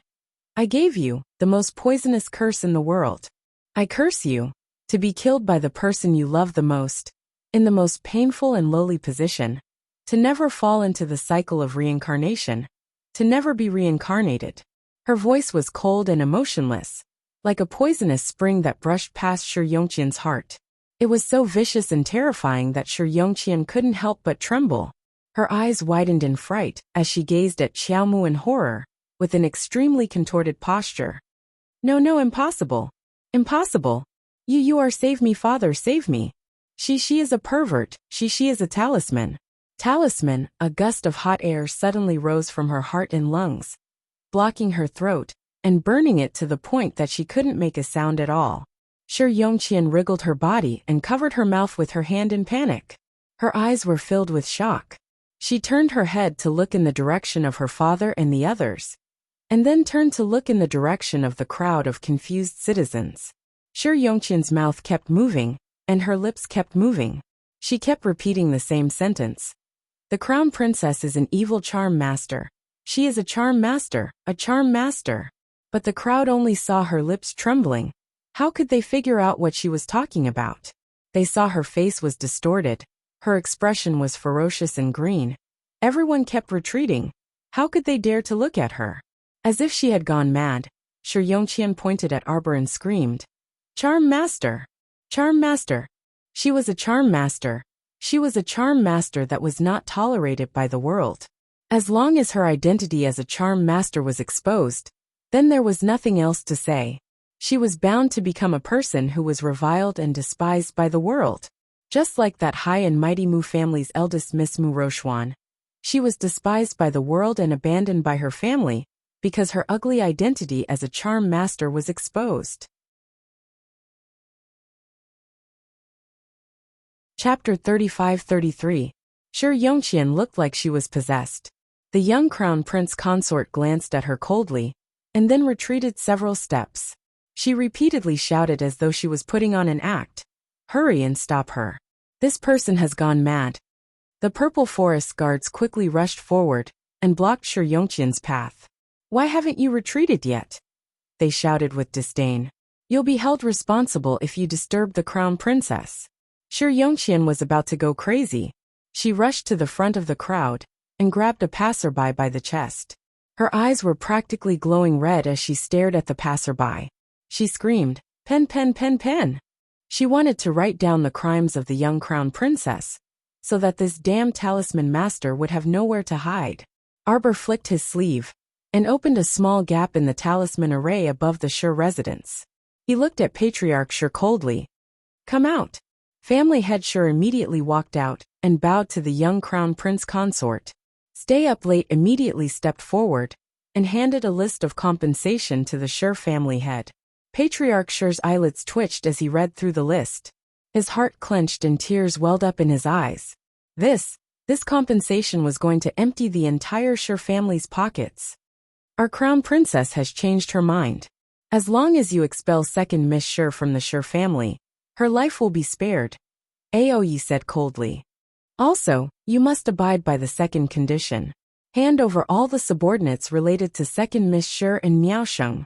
The third condition is that the Shi family's mine on Mount Heaven Saint will belong to the crown princess from now on. As for the other miscellaneous items, there are more than a dozen lines of compensation. You've seen them yourself just now. You have half a month to settle all the compensation. Sign it if you can. If you can't, fine. Patriarch sure wanted to cry but had no tears. But what else could he say? It was already good enough that he could save the lives of most of them. He wasn't a fool. How could he not know that Shi Yongqian had indeed sent people to the lower star field to cause trouble? The little crown princess only asked them to hand over the people related to Shi Yongqian and Miao Sheng. Letting go of the rest of the Shi family was already being extremely benevolent. As a matter of fact, the little crown princess also needed this group of people to intimidate those idiots who were ready to make a move. She wanted to warn them not to think too highly of themselves and to take care of themselves. Immediately, the entire Shi family was filled with cries and wails. All the disciples related to Shi Yongqian and Miao Sheng were brought out. Arbor looked at them coldly and handed them over to stay up late. Listen up. If anyone dares to touch this crown princess's family in the future, I'll kill them. These people will serve as a warning to you. Life is precious. Don't disregard the life and death of your family. If there's anyone from the Shi family who wants to avenge these people, come at me if you're not afraid of death. Don't blame this crown princess for not warning you. Arbor looked at Patriarch Shi coldly. If anyone from the Shi family comes looking for this crown princess for revenge, this crown princess will destroy your entire family. Don't bring trouble to yourselves. Patriarch Shi's pupils shrank. He quickly shouted, "No, we wouldn't dare. We wouldn't dare. The Shi family has no intention of disrespecting the crown princess. The Shi family is willing to sign the contract and serve the crown princess and His Highness the Crown Prince for generations to come." Good that you're sensible, Arbor said coldly, her stoic face expressionless. Chapter 35-34. Tong. Form a small debt collection team and collect all of the Shi family's debts within half a month. When the time comes, transport them to Seacombe Planet. Yes, Crown Princess. The Mo Kingdom capital had suffered a great calamity and urgently needed supplies and money to support it. On what basis could those people peacefully sit in this divine province and enjoy life after throwing the city's citizens into utter chaos and losing both their wealth and lives? They had to compensate, even if it wasn't the Shi family's fault, who told them to raise such a troublemaker daughter. Since they didn't know how to raise a child, then they would bear the bitter consequences this child brought them. Leaving behind Ao Yi and his group to supervise the punishment, Arbor then left first with Caixiu and Li Yi. The young crown prince consort walked anxiously at the front, her back view seeming a bit lonely. Caixiu and Li Yi exchanged glances before hastily chasing after her. For some reason, although the crown princess was unstoppable in her massacre, Caixiu and Li Yi could both sense that the young crown princess was currently in a bad mood. In reality, the young crown princess was indeed in a very bad mood. She walked extremely quickly, and as her plain white robes fluttered, a sense of irritation arose spontaneously. Although I've settled a long-standing enmity, reality has proven that I'm not happy right now. How I wish that you were by my side right now. Accompanying me, her icy eyes turned slightly, and she suddenly saw peach blossoms fluttering and scattering in the sky. In her daze, she saw a red-clothed man holding a small pink umbrella walk to her side with light steps. He said with a grin, "Aya, my Jojo seems to be in a very bad mood." Arbor glanced at him and saw that he was actually carrying a bald little monk in his hand.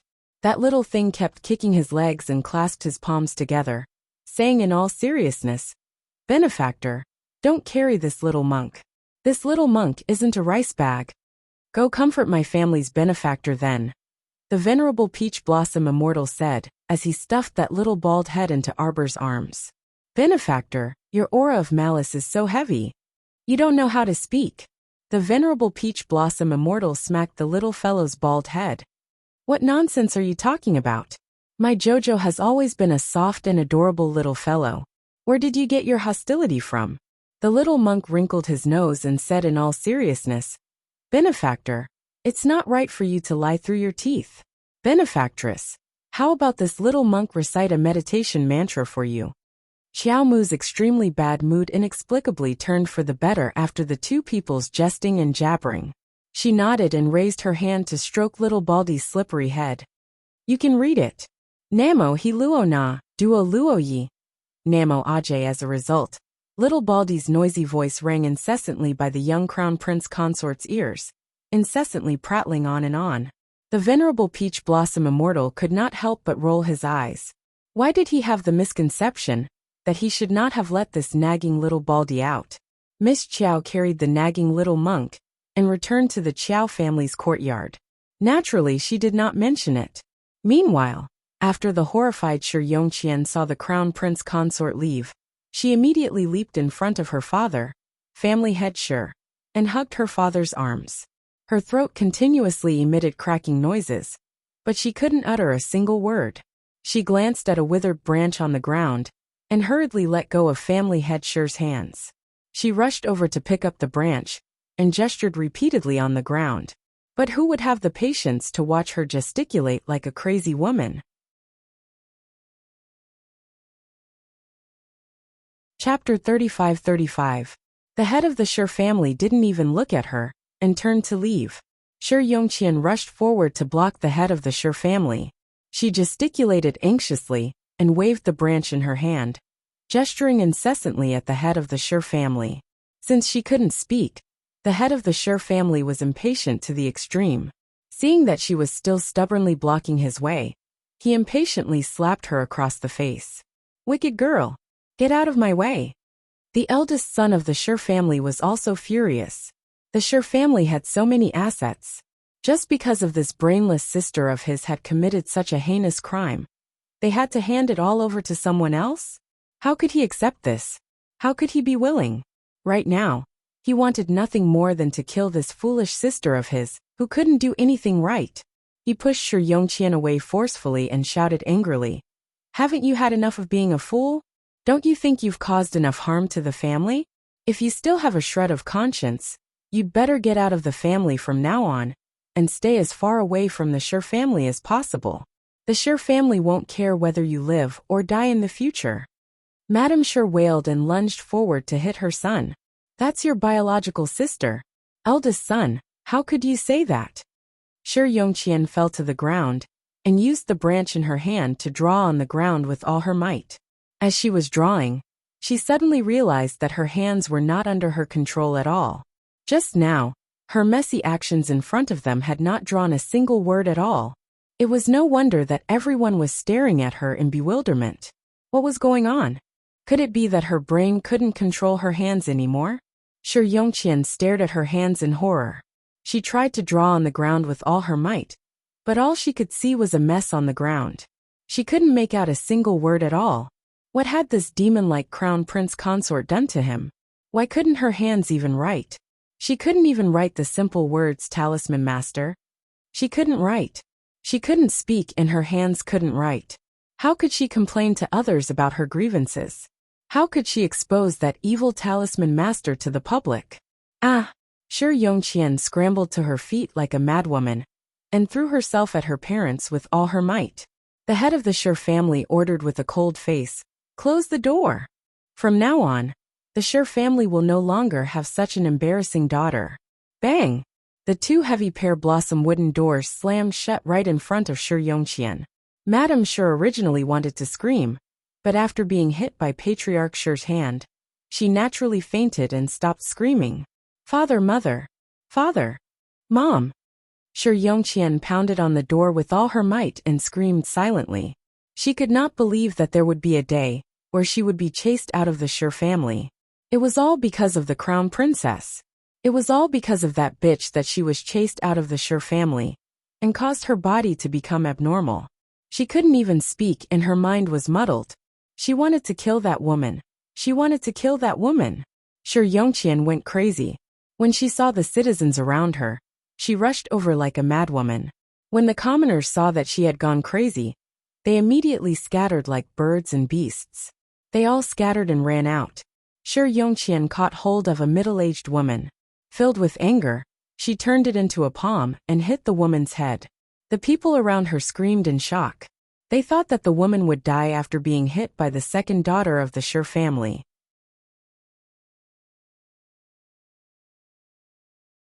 Chapter 35-36. Who would have thought that second Miss Shi's slap would land on the woman's head like cotton?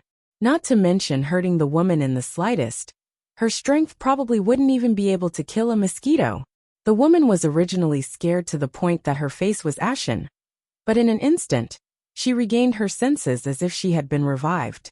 She pushed away the second young miss of the Shi family and swung her thick and round arm, heavily slapping Shi Yongqian's face. "You little wench, how dare you hit me? If I don't show you my power, you think you're invincible." As she spoke, the woman slapped Shi Yongqian's face several times in a row, causing her head to hit the dirt wall next to her. Shi Yongqian's eyes were filled with fear and disbelief. Her lips trembled as she looked down at her hands and shook her head repeatedly. Her expression was extremely frightened. No, it's impossible, it's impossible. How could she not have any cultivation? She didn't have any cultivation? No, it couldn't be. It must have been her imagination. How could she have become a cripple? No, she wasn't a cripple. She definitely shouldn't be a cripple. She was Shi Yongqian, the high and mighty second miss of the Shi family. She was a master blacksmith, the second miss who had 5 levels of spiritual fire, and was in the spiritual realm. She had become a cripple. It was Arbor, it must be Arbor. Arbor had given her that fiery pill before, and had crippled all her cultivation. Aha! What right does a good-for-nothing like you, who can't even take care of yourself, have to stay by the young master's side? Ridiculous! A cripple like you should die. Why aren't you dead yet? Don't you think you're a cripple living in this world with broken arms and legs like a bedbug? A cripple, a cripple, a cripple. A pair of indifferent eyes stared coldly at the woman, who was being pushed to the ground and kicked by the fat woman. He pursed his thin lips and didn't say a word. "Second master, do you want this subordinate to go and save second Miss Shi? Who asked you to be a busybody?" When the subordinate heard his master's words, he immediately lowered his head and didn't dare to say anything else. "Jojo, if you want Shi Yongqian to become a cripple, then I'll do as you wish." Second young master looked at Shi Yongqian coldly, and then turned to leave. "Shi Yongqian, have you ever thought that in this life, the one who has become a cripple is you?" Second young mistress Shi turned around, and happened to see a familiar piece of clothing at the corner of the street. The color and style of the fabric at the corner of the clothing were so familiar. Axian. Second young mistress Shi crawled a few steps on the ground in panic. She wanted to shout, but there was no sound. The Shi family's second young mistress finally got up from the ground and stumbled a few steps before she was blocked by a few ruffians and hooligans. A trace of panic flashed through Shi Yongqian's eyes. She dug her fingers into the wall and shook her head at those hooligans. Her eyes were about to pop out of their sockets as she angrily shouted. Without any sound, there would naturally be no deterrence. "Oh, so you're a mute? What an ugly face with a bloody head. Her figure is not bad." A few ruffians with bad intentions surrounded Shi Yongqian and grabbed her hands and started to grope her. "Second master, second young mistress, Shi seems to have been pestered by a few hooligans. You talk too much." Qin Xian glanced at the subordinate indifferently. He didn't even look back at Shi Yongqian, and immediately left with his men. Chapter 35-37. Axian, don't go, Axian. Axian, save me, don't go. Axian. Shi Yongqian's eyes revealed a look of despair. She stumbled and tried to break free from the hooligans' encirclement, but someone reached out and hugged her waist. A few hands wandered back and forth on her body with evil intentions. She was so shocked that her eyes rolled back and she almost fainted. Without her cultivation and spiritual power, Shi Yongqian was nothing more than a cripple. She couldn't do anything. She couldn't even beat these soft-footed hooligans in front of her. She could only silently cry and wait for them in horror. Her mouth squirmed as she kept shouting, "Let go of me, let go of me." But those hooligans already had crooked thoughts. How could they let go of the prey that was already in their hands? They dragged her into the alley at the side. The crowd that was originally watching the show couldn't help but slowly disperse.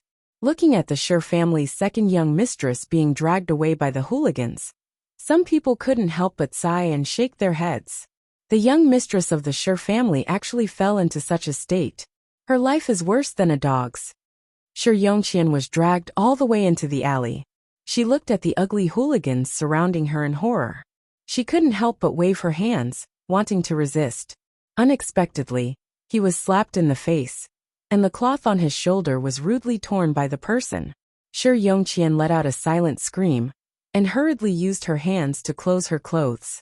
Who would have thought that in the next second, she would be hugged by a local ruffian? With a forceful tug, her clothes were torn apart. As the clothes on her body became less and less, her snow-white skin was clearly seen under the sunlight. The hooligans swallowed their saliva. Their eyes flashed with excitement, and they suddenly pounced on the Shi family's second young mistress. Shi Yongqian couldn't make a sound at all.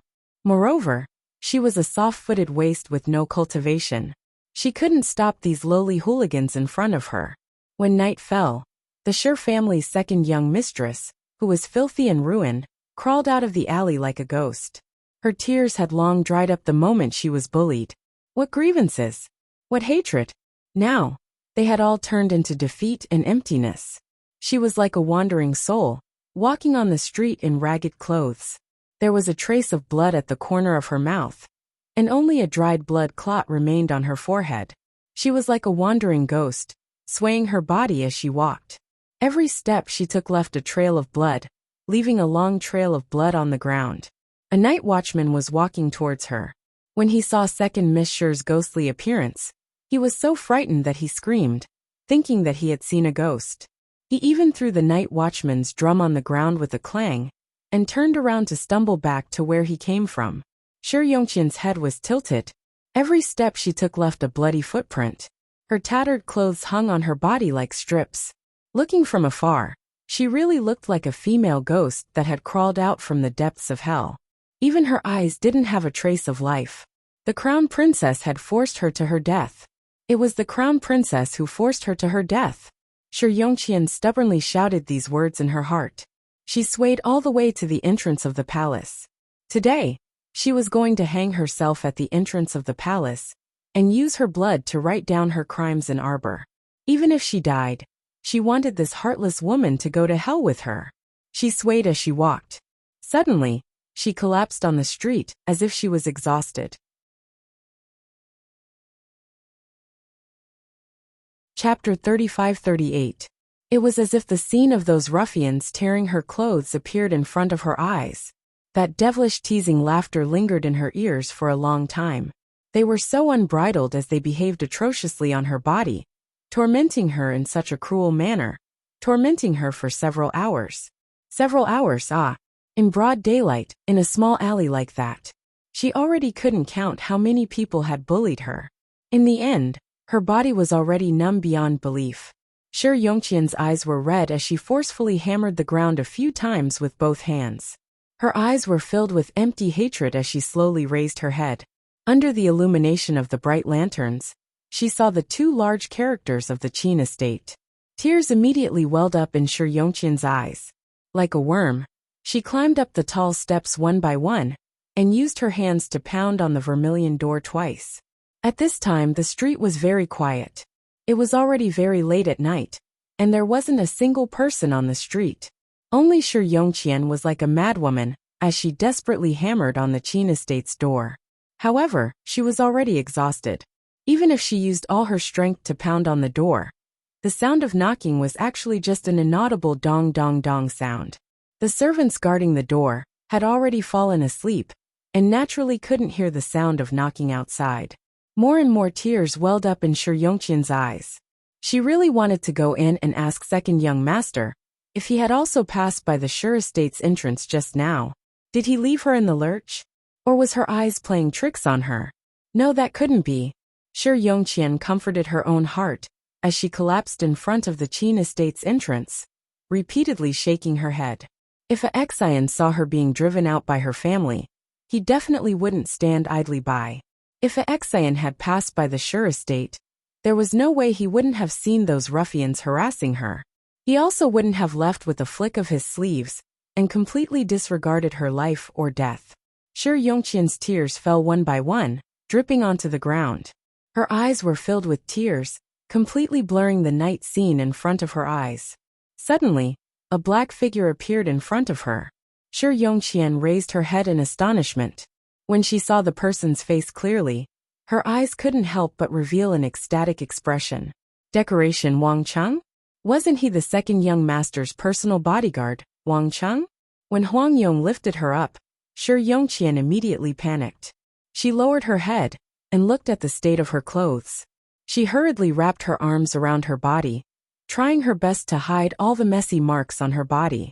Unfortunately, she was almost naked to begin with.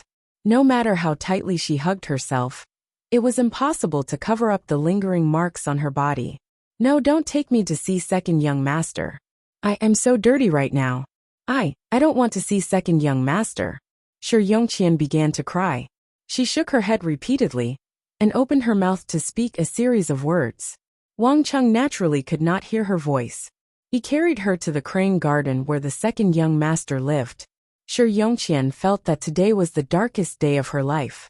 She was actually forced to appear in the crane garden with her unkempt and filthy appearance. She looked at the young master of the Omega Kotoku, who was sitting in the pavilion and playing chess with an enchanting woman in red. He merely sat there without saying anything. Those exquisite features revealed a faint coldness. Under the moonlight, he appeared as handsome and natural as a jade sculpture. Such a beautiful second young master made Shi Yongqian inexplicably feel a trace of inferiority.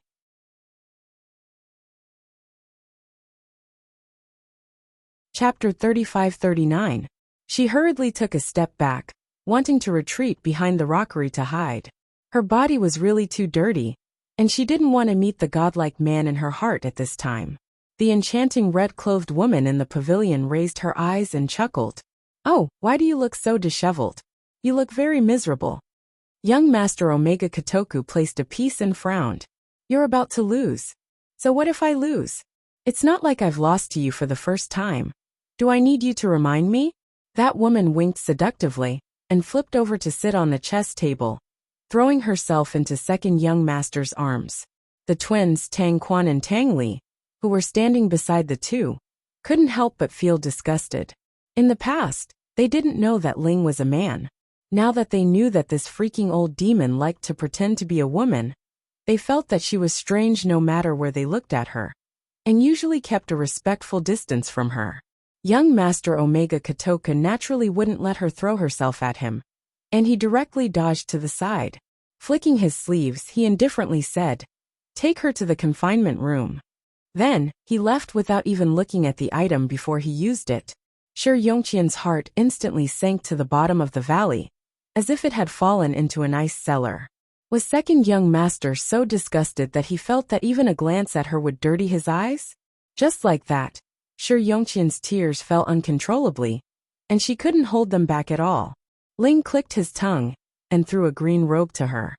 "Here, little lady, put it on. TSK, so pitiful. A delicate little beauty has been tormented to this extent. These people are really heavy-handed." Shi Yongqian could hear the mockery in his voice, but there wasn't much sympathy.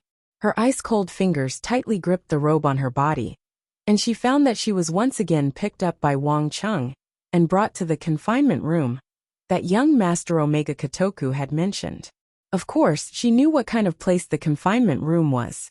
It was a small confinement room that the Qin estate used to treat prisoners. She had already suffered such a huge grievance, and second young master still wanted to interrogate her as if she was a criminal? Why? Why did he treat her like this? The bitterness in Shi Yongqian's heart almost drowned her. "Go in." Huang Cheng forcefully pushed her away, and Shi Yongqian's head crashed into a small room. When she turned around, the entire room had already turned dark, and she could only hear a loud clang sound. She pounced to the side of the metal door and knocked heavily on it, calling out silently, "Axan." On the other hand, Arbor only received a message from the night pavilion after breakfast, saying that Shi Yongqian had been bullied badly by a group of hooligans. After Stay Up Late finished his report, he stood to the side and looked at the little crown princess, who had an uncertain expression on her face. The crown princess didn't look happy. Her brows were gloomy, as if a thick dark cloud was pressing down on her, which could erupt at any time. "Shameless!" Arbor shouted angrily. "Take some men and find those people. Castrate them all, and send them to the Prince of Jianping's estate to be eunuchs." This crown princess wants this group of animals to beg for death for the rest of their lives. Stay up late's mouth twitched, but he didn't dare to say anything else. He could only nod and leave. Xiaomu forcefully smashed a cup, her face brimming with anger. Kai Xiu hurriedly went forward to clean up the broken pieces. Kai Chi didn't understand, but she still asked boldly, "Your Highness, why is the crown princess unhappy?"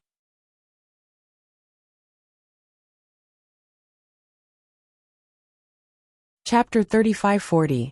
Wasn't it good that second young mistress sure received her retribution? Hadn't the crown princess always looked down on second young mistress? Why was she standing up for her now? Kai Chi's little head was filled with questions. Kai Xiu hurriedly tugged at her sleeve, hinting that she shouldn't play dumb. The young crown princess said angrily, "Such despicable methods are extremely disgusting. If she wanted to deal with someone, why would she need to resort to such underhanded methods? She could just face the enemy openly.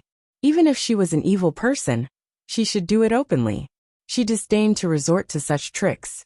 As a woman, she naturally knew what Shi Yongqian's experience yesterday meant. Kai Xiu, why are you tugging at me?" Kai Chi scratched her head in astonishment. The young crown princess had already left the dormitory angrily. Kai Chi couldn't help but ask in a low voice, "I really don't understand why the crown princess is angry. You're such a blockhead. Now that something like this has happened, others will definitely think that the crown prince consort sent someone to do it. Even if it's just an accident. How can the crown princess be willing to take the blame?" Kai Xiu shook her head and pursed her lips. She lowered her voice and said, "If the crown princess doesn't use a thunderous method and immediately make a statement, rumors might spread throughout the imperial capital in the afternoon." "Oh." Kai Chi looked enlightened. She raised her hand and patted her head. She said in annoyance, "Sister Kai Xiu, you're still the smart one. I'm really too stupid. I can't even understand such simple logic." It was no wonder the crown princess was angry. The crown princess had just caused a ruckus at the Shi family's doorstep yesterday, forcing the Shi family to banish second young mistress Shi. At night, some hooligans took turns to rape second young mistress Shi. If news of this spread, perhaps everyone would secretly speculate that the crown princess was the one behind it. Even if they didn't dare to spread rumors, it would be detrimental to the crown princess' reputation. The crown princess had dealt with those ruffians in a particularly vicious manner. Firstly, she could convince people, and secondly, she could vent the anger in her heart. Our young crown prince consort is very proud and arrogant. You want to avenge her? That depends on whether our crown princess is willing to accept it or not. Kai Chi puffed up her cheeks. There are thousands of things in the world. The crown princess has her own set of principles. As servants, we should listen more and watch less and not interrupt. Kai Chi nodded, and the two of them pushed open the door and walked out. The crown princess dealt with the matter promptly. Those ruffians and hooligans were castrated that night and sent to the king of Jianping's mansion. In the evening, the crown princess' righteousness spread through the streets. Once she made a move, she used thunderous methods to eliminate a few big gangsters who had been mingling in the neighborhood all year round. Getting rid of evil for the people, the crowd applauded and cheered. King Jianping was so angry that he couldn't vent his anger. At that time, he took over those ruffians and hooligans with a dumbfounded expression. Even in the afternoon, he was still nagging about how the little crown princess treated his king of Jianping's mansion like a garbage dump. She threw as much garbage as she wanted, which was simply infuriating to the old king of Jianping. The crown prince of Jianping persuaded the old king of Jianping. Little sister-in-law crown princess is filial, and sent a few people to serve father. Father, please accept them. The old king of Jianping was so angry that he almost spat a mouthful of blood on his son's face. You shameless brat. Since when did you address the crown princess as little sister-in-law respectfully?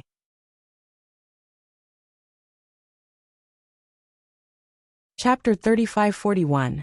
After the little crown princess dealt with those ruffians in a thunderous manner, the rumors naturally didn't spread.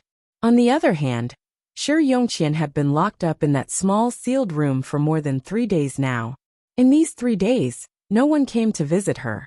Shi Yongqian's days were getting more and more hopeless. She felt as if she had been forgotten by the entire world, and that no one could remember her. Her heart was filled with deep hatred. She hated the heartlessness of her parents and brothers, and she also hated Arbor for causing her to be in this state. The only person she didn't hate was the second young master, who ordered people to throw her into this small sealed room. In her heart, she was still trying to find excuses for the second young master. The second young master must have been delayed by something these 2 days. Otherwise, he wouldn't have ignored her life and death.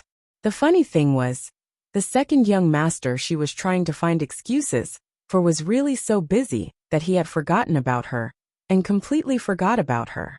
That evening, the iron door that had been sealed for 3 days and 3 nights finally made a sound. Shi Yongqian was both shocked and delighted. She scrambled to the side of the iron door, and unwillingly slammed on the door again. In these 3 days, she was so hungry that she was dizzy. Ever since she became a cripple a few days ago, she couldn't take out the food that she had hidden in her inner world. So these few days, she was practically in an abyss of suffering. She was about to go crazy. Without food or water, her lips were so dry that they were cracked from thirst. But when the iron door opened, and she saw the person standing at the door, a trace of disappointment involuntarily flashed across second young Miss Shi's heart. It wasn't the second young master. The person who came wasn't the second young master. Of course, it wasn't the second young master's bodyguard, Wang Cheng, but the master's right-hand man Qin Chao. Qin Chao's pair of gloomy eyes stared at Shi Yongqian like a poisonous snake. He grinned and looked her up and down several times with ill intentions. I didn't expect that the second young miss of the Shi family would fall to such a state. Shi Yongqian's body couldn't help but shrink back.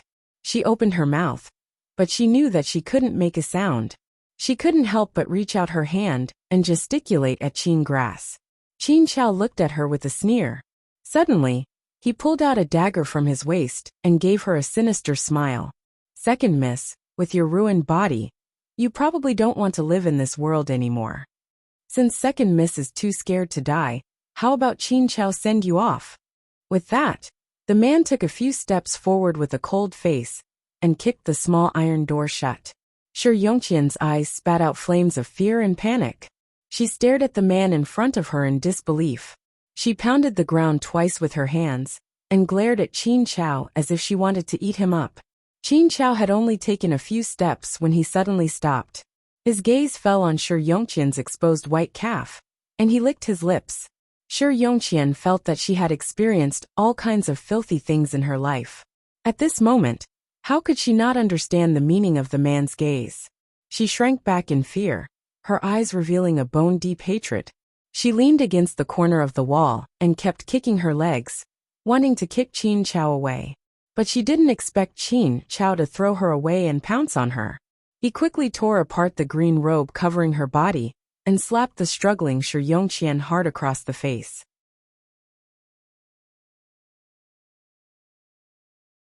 Chapter 3542. Slut, what are you hiding for? It's not like this is the first time. Who knows how many people have toyed with you before? So why pretend to be a pure and chaste woman? I toyed with you because I thought highly of you. I'll let you have a good time before you die. Qin Chao spat at her, then forcefully tore apart the clothes on her body. He sneered. If you're obedient, you'll suffer less. Shi Yongqian silently sobbed, her fists forcefully pounding the man's shoulders.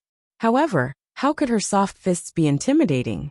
Qin Chao pressed her to the ground with just a few hits, and began to use all his strength to torment her. Little slut, who told you to mess things up? You're unlucky. And you almost implicated family head. Qin Chao slapped Shi Yongqian's face again. Shi Yongqian immediately collapsed to the ground like a pile of mud, unable to muster any strength in her body. She could only tilt her neck and allow herself to be manipulated, silently shedding tears. Her heart was naturally filled with regret and hatred. Half an hour later, a satisfied Qin Chao lifted his pants and stood up, kicking Shi Yongqian twice. He crooked his mouth, revealing a trace of a sinister smile. What are you pretending to be dead for? It's not like you're a young lady in a bridal sedan chair. Once unfamiliar, twice familiar. You can only blame your own bad luck. If family head hadn't ordered for you to die, I would have kept you as a furnace. Although your cultivation has been crippled, there's still a bit of spiritual power in your meridians. Being a furnace isn't bad. Qin Chao cruelly licked his lips, then kicked Shi Yongqian again. Little slut. If you don't beg me, perhaps I really can find a way out for you? Bang! The small iron door was kicked open by someone with great force. Shi Yongqian turned her head. When she saw the pure white and elegant figure appear at the door, her entire body trembled. She hastily grabbed the messy weeds on the side and used them to cover her body. Second young master actually came at this time. Compared to the last time they met, she was in an even more sorry state. Why did second young master always have to see her in such a miserable state? Shi Yongqian couldn't help but burst into tears. Her throat made cracking noises due to her grief. Qin Xian coldly glanced at Qin Chao. Suddenly, her palm flew up and landed heavily on Qin Chao's face. Qin Grass was shocked.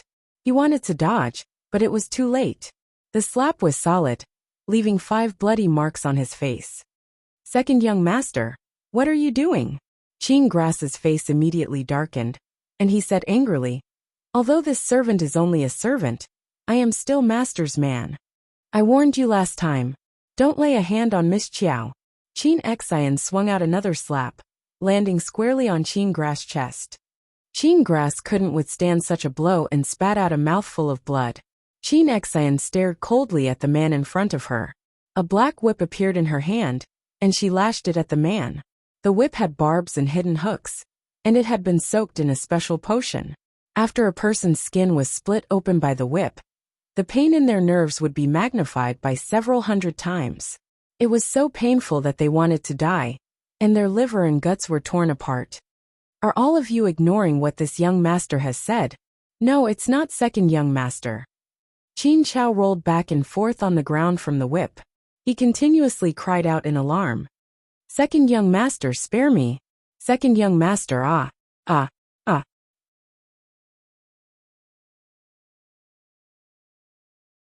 Chapter 35-43.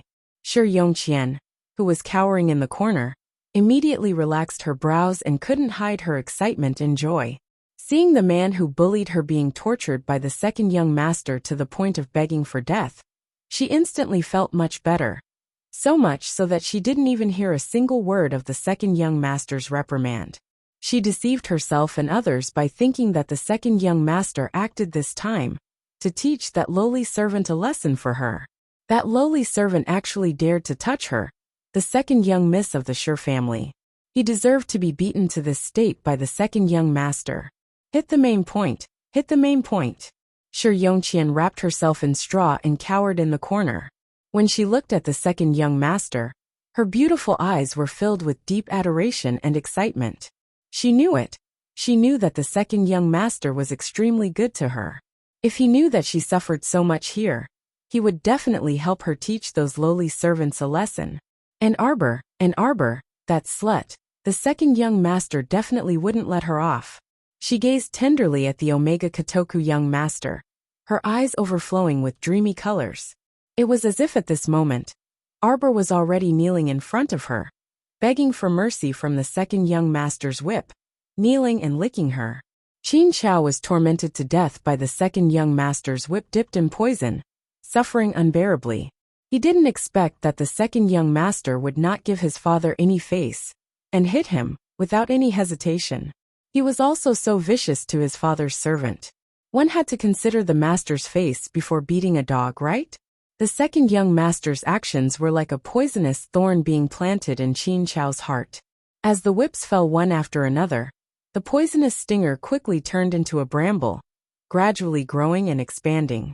After a quarter of an hour, Qin Xian stopped. Looking at the mangled figure in front of her, she coldly said, "Throw him out." Wang Cheng immediately stepped forward and pulled up the kneeling Qin Chao. Qin Xian turned around and said coldly to Qin Grass, "Go back and tell my father that I'm going to kill him. I don't want to see this happen again." Old master is also worried about the second young master. Qin Chao spat out a mouthful of blood and looked at Qin Xian with a resentful expression. "No need." Qin Xian coldly replied, "If you dare touch my people again, I'll take your lives next time. Qin Xian glanced at Qin Grass indifferently. The zither and grass quilt were dragged all the way out by Huang Chong and thrown into the flower bed of the garden like a dead dog. Xian. Shi Yongqian called out excitedly, but her expression suddenly froze. She can talk. She could talk all of a sudden? What's going on? The heavens must have pitied her and given her a chance to speak. Shi Yongqian was wild with joy as she rushed forward. She wanted to hug the corner of Qin Xian's robe, but he dodged to the side. The young master of the Omega Katoka looked at the filthy Shi family's second daughter with disdain and said coldly, "Who told you to act on your own accord?" Shi Yongqian was stunned and quickly said, Xian, what are you saying? Who told you to take matters into your own hands and help my father go to Sikong planet to arrest the Qiao family members? A trace of grievance instantly filled Shi Yongqian's eyes, but she still carefully said, I did it willingly, Xian. I heard from Uncle that you were seriously injured in the lower star domain, and one of your clones was destroyed. Shi Yongqian's eyes suddenly widened as she stared at Qin Xian in disbelief. You're criticizing me?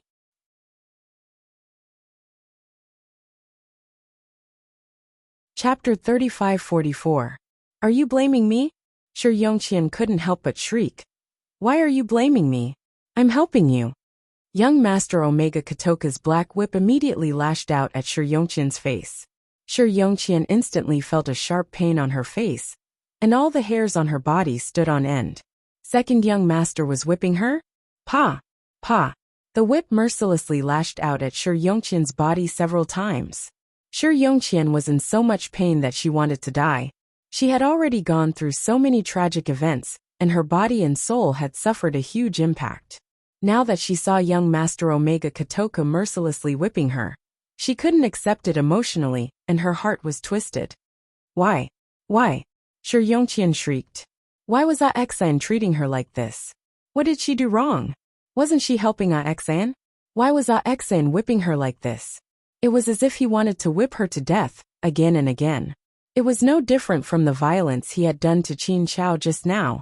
Shi Yongqian felt that her tears had almost dried up in the past 2 days. She couldn't shed any more tears, and could only open her mouth and wail. Xian, why are you treating me like this? Xian. Qin Xian kept the whip in his hand, and looked indifferently at the battered and blood-stained woman in front of him. A faint sense of satisfaction flashed through his eyes. So when she was whipping Xiao Qiao, she also felt this happy? It turned out that whipping people was quite interesting. Shi Yongqian slightly raised her head. She had always worshipped and loved this man in front of her. So even when he was whipping her, she couldn't take her eyes off him, and looked at him like she was crazy. Thus, Shi Yongqian didn't miss the flash of excitement in young Master Omega Katoka's eyes. She shouldn't have loved such a cruel man. But the flame of love in her heart couldn't be extinguished and couldn't be suppressed. Even if he did such a terrible thing to her, and treated her so cruelly, she still loved him wholeheartedly. As long as she could stay by this man's side, even if she was whipped every day, she didn't care. Shi Yongqian crawled forward a few steps and reached out to hook the corner of his robe, shouting, Xian, I love you. Xian, I really love you. I don't have any feelings for you. Qin Xian indifferently stretched his leg and kicked her. Every time I see you, I feel disgusted. Although his tone was calm, his words were like a sharp sword, cutting open Shi Yongqian's heart. If it wasn't because you hindered, I would have married Ju Yu because how does Qin? Speaking Katoket. You use he, comma. He. Shi Yongqian cried out. But the infatuation in her eyes did not extinguish. The sudden she.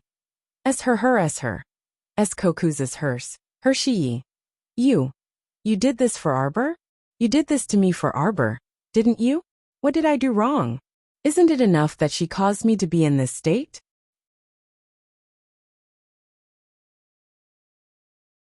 Chapter 35-45. Why Xian? Shi Yongqian pounded the ground as she wailed. Her face that was covered in whip marks was covered in blood and tears. There was no beauty to it at all. Instead, it caused the Omega Katoku to have a look of disgust. He suddenly remembered that the little girl had also cried like this before. In a fit of anger, he had thrown her into the room and left her to fend for herself for over 10 days. When he came back, he saw that she had moved off the bed on her own. She was lying lifelessly on the ground with her face facing the sky. Tears that were like broken ice beads fell from her eyes drop by drop. She didn't make a sound or cry, but that kind of silent and broken cry made him feel inexplicably heartbroken in an instant. Her pearl-like tears were like broken pearls. At that time, it was as if they were smashed into his heart, making him feel unbearably uncomfortable. Qin Xian's eyes were cold as he once again stepped on Shi Yongqian's other arm. He slightly tilted his head as a sharp light flashed in his eyes. He softly said, "Did you know?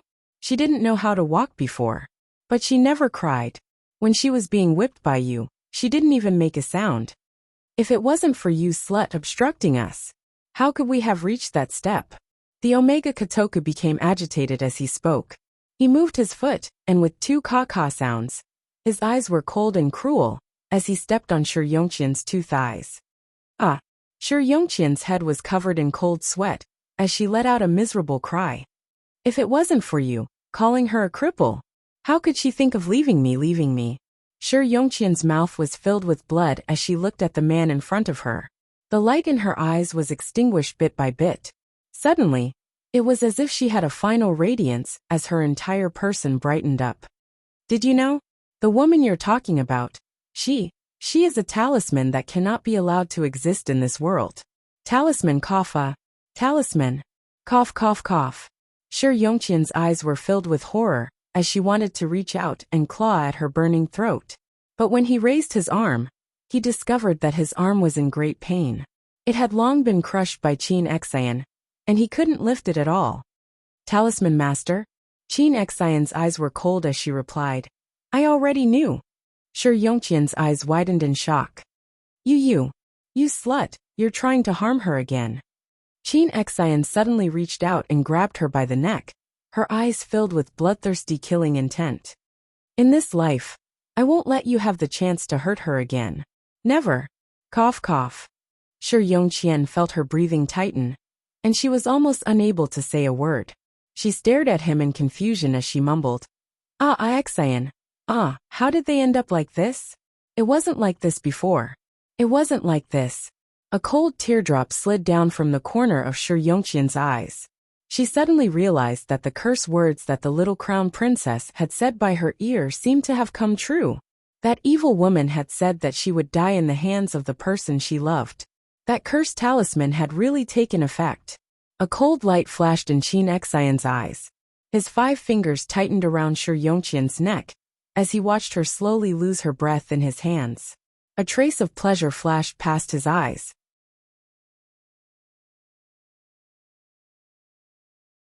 Chapter 3546. She was dead. This bitch who had been cruel to Jojo in his previous life, and who had constantly prevented them from being together, was finally dead. From now on, no one could stop his determination to get back Jojo. No one would ever be able to separate him from Jojo again. Boom! A loud tremor suddenly resounded through the clouds, waking up the entire imperial capital that was shrouded in darkness. All the citizens who had been sleeping peacefully jumped out of their beds, lit their lamps, and opened their windows. They looked at the night sky outside the window in shock. The sky to the east of Dragon Flame City was completely dyed in a pure blue flame. Everyone looked at the scene in the distance in shock, feeling rather shocked in their hearts. Countless Xiozha flew out of their courtyards and rushed towards the Qin estate in the east. What happened to the Qin estate? The loud tremor just now came from the direction of the Qin estate. With such a terrifying tremor, the Qin estate's courtyard must have been damaged a lot. Kai Xiu got up and hurriedly pushed the door open to enter the little crown princess room. She saw that the little crown princess was still sleeping soundly. She had even turned over and pressed her entire body against the bedding, having a sweet dream. The crown princess' heart is really big. Kai Xiu's mouth twitched. She quickly closed the door and retreated, not knowing whether to laugh or cry. With such a big commotion outside, even a hibernating dragon would be awakened by the sound. The crown princess could actually sleep so soundly her heart ached for the crown prince. He must be very helpless to hug such a small piece of wood to sleep. During breakfast, Lady Jojo looked at them with a puzzled expression. She could not help but look at her parents, second uncle, second aunt, and the others. What's wrong? The little fellow stirred the porridge in his bowl and looked at his parents in confusion. Ahem. Second uncle coughed. Jojo, didn't you hear anything last night? Arbor's little hand paused, and his little face immediately tensed. Did a thief enter the house? No, no. Second Uncle Chiao hurriedly waved his hand and said with a speechless expression, it wasn't a thief who broke into the house. There was a big commotion in the east of the city. In the middle of the night last night, the whole family woke up with a start. They put on their clothes and ran outside. Everyone met up in the garden. Even Xiao's son, the brat, ran out with them. Who knew, however, he did not see the little crown princess. Everyone anxiously ran to Pear Blossom Courtyard to look for the little crown princess. But Li Yi told them that the crown princess was sleeping very well. Everyone didn't know whether to laugh or cry. Sir Jojo frowned. With a wave of his sleeve, a small tray-ant appeared in his hand. What did you do? Master, it's going to be summer soon. Cicadas and birds are chirping outside. It's very noisy. Master doesn't like to sleep on Paradise Planet. Then Qiuqiu can only help Master block out all sounds from the outside. Everyone's lips twitched. No wonder the little fellow didn't react to such a huge commotion last night. It turned out that Qiuqiu had secretly blocked out all sounds from the outside world. Arbor nodded his little head. Well done. Then, he raised his hand and patted the little Trent's head, sending it back to Paradise Planet. Sister, aren't you curious at all? Little Qiao's son bit on a chopstick and looked curiously at his sister. Mother said that the explosion in the middle of the night yesterday blew up several houses in the east side of the Qin estate. What does that have to do with me? Arbor scooped a bowl of soup with an indifferent expression. Chapter 3547. Stirring the spoon in the small bowl, Arbor picked up the small soup bowl and sipped it in small mouthfuls. When everyone saw her indifferent gaze, they assumed that she didn't want to ask too much about the Qin estate's family matters, so they smiled and didn't say anything. Qiao-sun mumbled something. Wei Ziqin smiled and rubbed Qiao-sun's head. Meddlesome. How can we meddle in the affairs of those large clans? Some things can only be heard from others. Don't casually judge. Oh.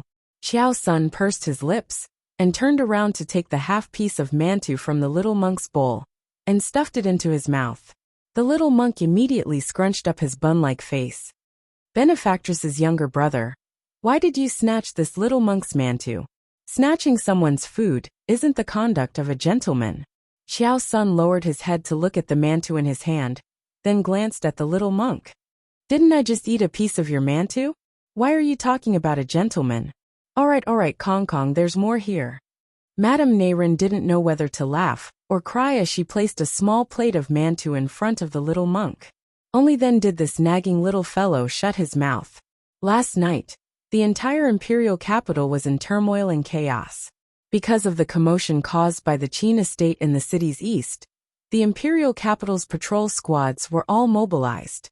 Many of the Crimson Forest Guards and City Defense Army also went out. The Qiao family members didn't sleep well either. In the middle of the night, there was chaos outside. Moreover, they lived on Changle Street, which was closest to the imperial city, so the neighing of horses could be heard incessantly. There was nothing to do after breakfast, so Qiao Zhongbang and his wife, as well as second uncle and his wife, returned to their rooms to catch up on sleep. Qiao Hu said with a smile, "Younger sister, Xiao Yao and I plan to go out for a walk. Do you want to come along?" Arbor shook her head. "I'll go in and cultivate for a while." Okay. When Arbor returned to her Pear Blossom Courtyard, her expression abruptly changed the moment she stepped into her room. Without another word, she flicked her sleeve, and several bone-chilling lights shot toward the window. However, she saw a black figure suddenly enter through the window, and with lightning speed, he grabbed her small hand. "Let go!" Arbor's cold voice sounded. It was as if a cold pearl had fallen into an icy river, revealing traces of coldness. Xiao Qiao, you're really ruthless. A long sigh slowly sounded in her ears.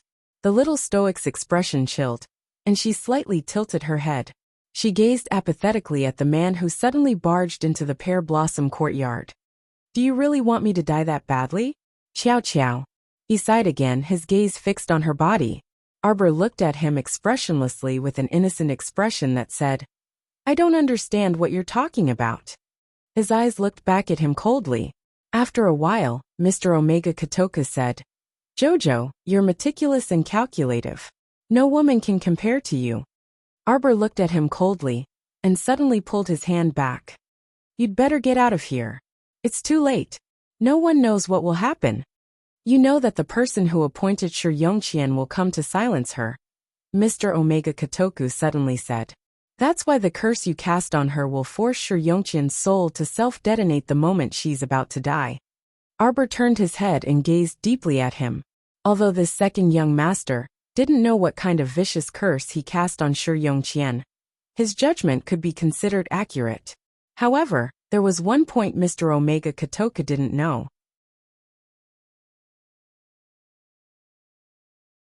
Chapter 3548. She didn't know that the one who secretly sent Shi Yongqian to Seacombe Planet to cause trouble was their Qin estate's patriarch. Now she knew. A glint of hatred flashed through Arbor's eyes. Family patriarch Qin had plotted to take her life time and time again. This time, he even indulged in the wildest of fantasies and wanted to secretly capture her family. With the old grudges added together, the enmity between her and the Qin estate would only deepen. Qin Xian, listen carefully. Arbor gazed at him coldly and said expressionlessly, What I cast on Shi Yongqian was a curse. I curse her to die in the hands of the person she loves the most. Arbor tilted his head slightly and looked at the man in front of him with sparkling eyes. The person Shi Yongqian loves the most is you. As expected, you didn't disappoint me.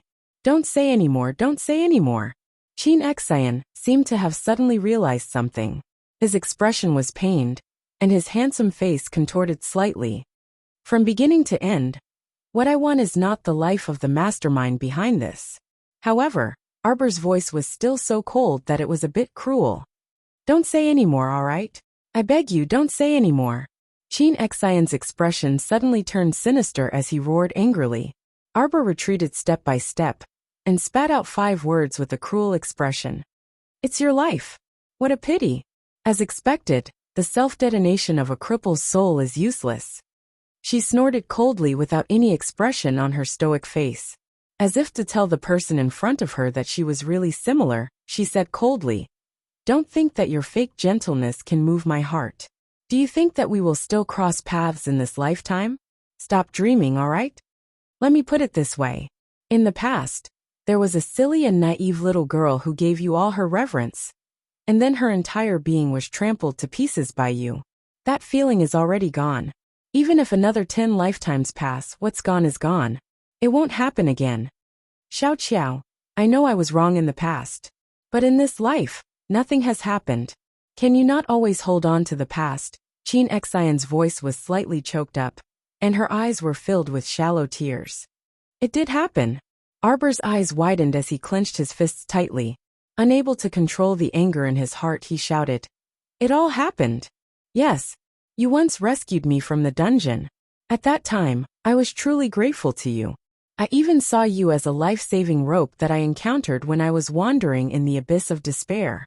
What about you? What do you take me for? Do you need me to repeat to you how you treated me? You told me not to cling to the past, but what about you? Why can't you let it go? In this life, I only want to be strangers with you, Qin Xian. It's so simple. Can't you do it? Since you insist on pestering me again and again, I can only scheme to kill you. Jojo, I'm serious about you. The second young master clutched his chest in pain. He felt as if this place was being torn apart, and the torment was unbearable. Arbor suddenly turned to look out the window and swiftly leaped out. But she saw a bolt of lightning and fire streaking across the blue sky at an extremely fast speed, enveloping her with a whoosh. Jojo! Qin Xian's figure suddenly darted out of the window and pounced to her side.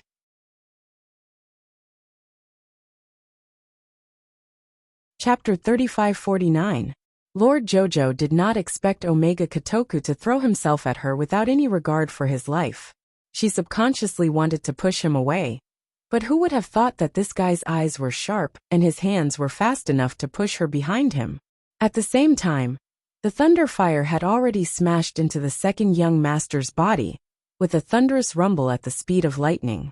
Although Omega Kotoku had set up a defensive barrier around himself, the power of the thunder fire was not to be underestimated.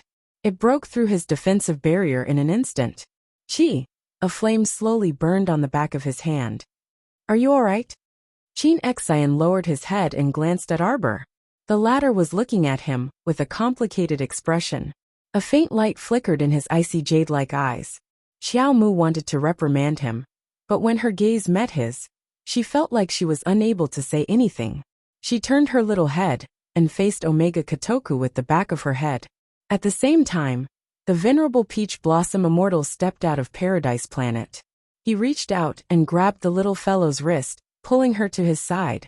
The venerable Peach Blossom Immortal's sharp gaze swept over Omega Kotoku's body. His gaze paused slightly when he saw the faint traces of flames on his wrist. What's going on? When he was on Paradise Planet, he did not always pay attention to what was going on outside. Who would have thought that he would almost be scared to death by this little fellow? Why would there be a thunder fire in the sky out of nowhere? The young Crown Prince Consort's scowling little face was expressionless. The thunder fire in the sky was also very strange. After it struck down, it seemed to have been punched violently. It flew backward toward the ninth heaven. Above the blue sky, a faint shadow was left behind, and its tail was even twitching. The venerable Peach Blossom Immortal studied the direction in which the thunder fire had flown, and was speechless. What is this thunder fire for? Arbor said calmly, to strike me. That's right. When she cast the cursed talisman, she knew that this talisman would definitely attract the flames of the heavenly Tao. What he didn't expect was that after Shi Yongqian's death last night, the lightning and fire had been delayed until now. Furthermore, this lightning fire was really just a casual strike. After a single strike, he ran away. How funny was this lightning fire? Arbor glanced at the venerable Peach Blossom Immortal, who was also looking down at her. Instinctively, he raised his hand and patted her head. With a serious expression, he said, Jojo, don't do anything that will make us worry. Xiaomu nodded her small head guiltily. She knew that cursed talismans weren't good things. But that day, she just wanted to be willful for once. That's right. Even if she had to suffer the pain of being burned by lightning and fire in the future, she still wanted to end it quickly. The venerable Peach Blossom Immortal glanced at her. Seeing that she was fine, he nodded and glanced at Chin Xian. Sir Omega Kotoku, it's not very appropriate for you to trespass on private property, is it? Chin Xian glanced at the venerable Peach Blossom Immortal and said indifferently, I'm looking for Jojo. Jojo doesn't seem like she wants to see you.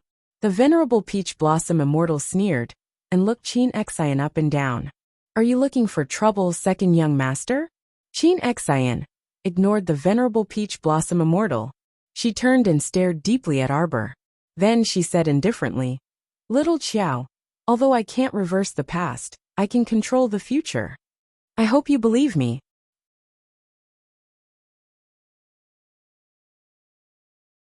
Chapter 3550. From now on, nothing that harms you will ever happen again. I will also get rid of the people who have harmed you in the past. The little stoic was expressionless, and her entire body was like a small wooden stake. She stood there stiffly and said, No need. Humph.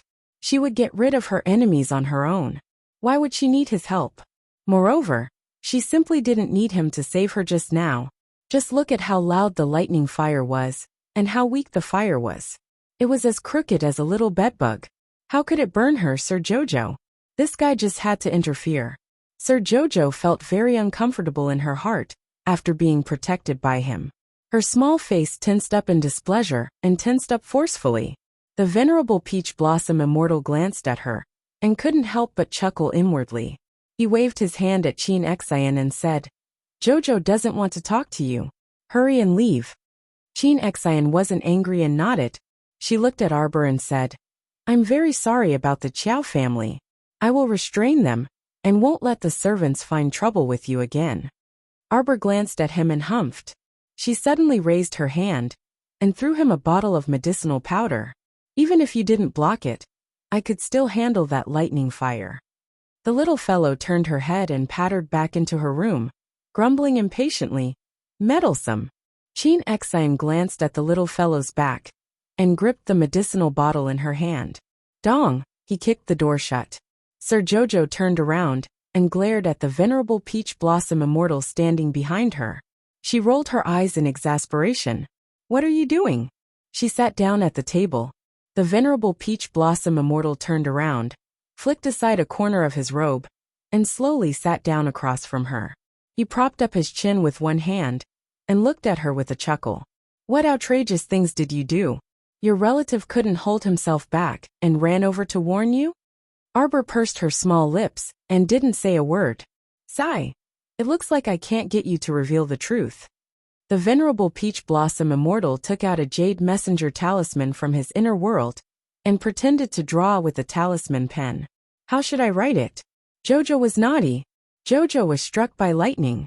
Hurry up and come back to discipline your wife.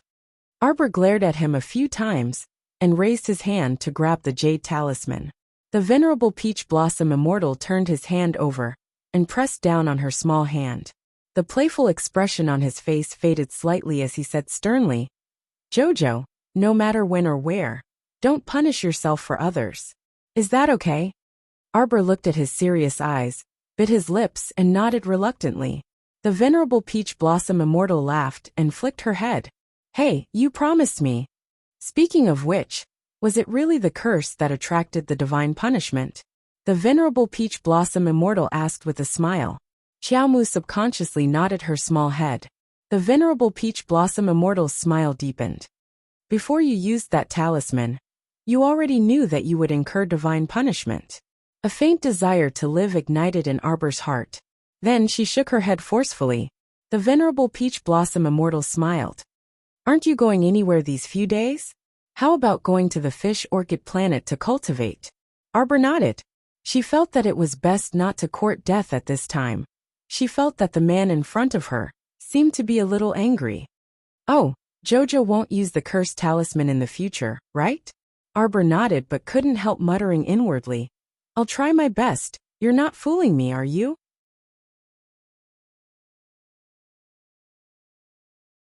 Chapter 3551. The venerable Peach Blossom Immortal suppressed his smile and coughed lightly. He looked at the young lady in front of him seriously and said, I didn't say that I wouldn't tell you. I'm just looking at the situation. Should I plead for leniency on your behalf? Arbor! Exclamation point. I'll tolerate you. Resisting the urge to beat him up, Lord Jojo snorted and jumped into Fish Orchid Planet. She planned to listen to Rotten Peach Blossom and cultivate in peace for a few days. These few days, she frequently entered a state of epiphany. She had a feeling that she was about to make a small advancement again. She should cultivate obediently, so that she wouldn't have to wander around outside and be disturbed by all sorts of things. Before Arbor entered Fish Orchid Planet, he deliberately placed a few demonic eyes around the Qiao residence. This way, even if something happened outside, the venerable Peach Blossom Immortal and the rest would be able to detect it immediately.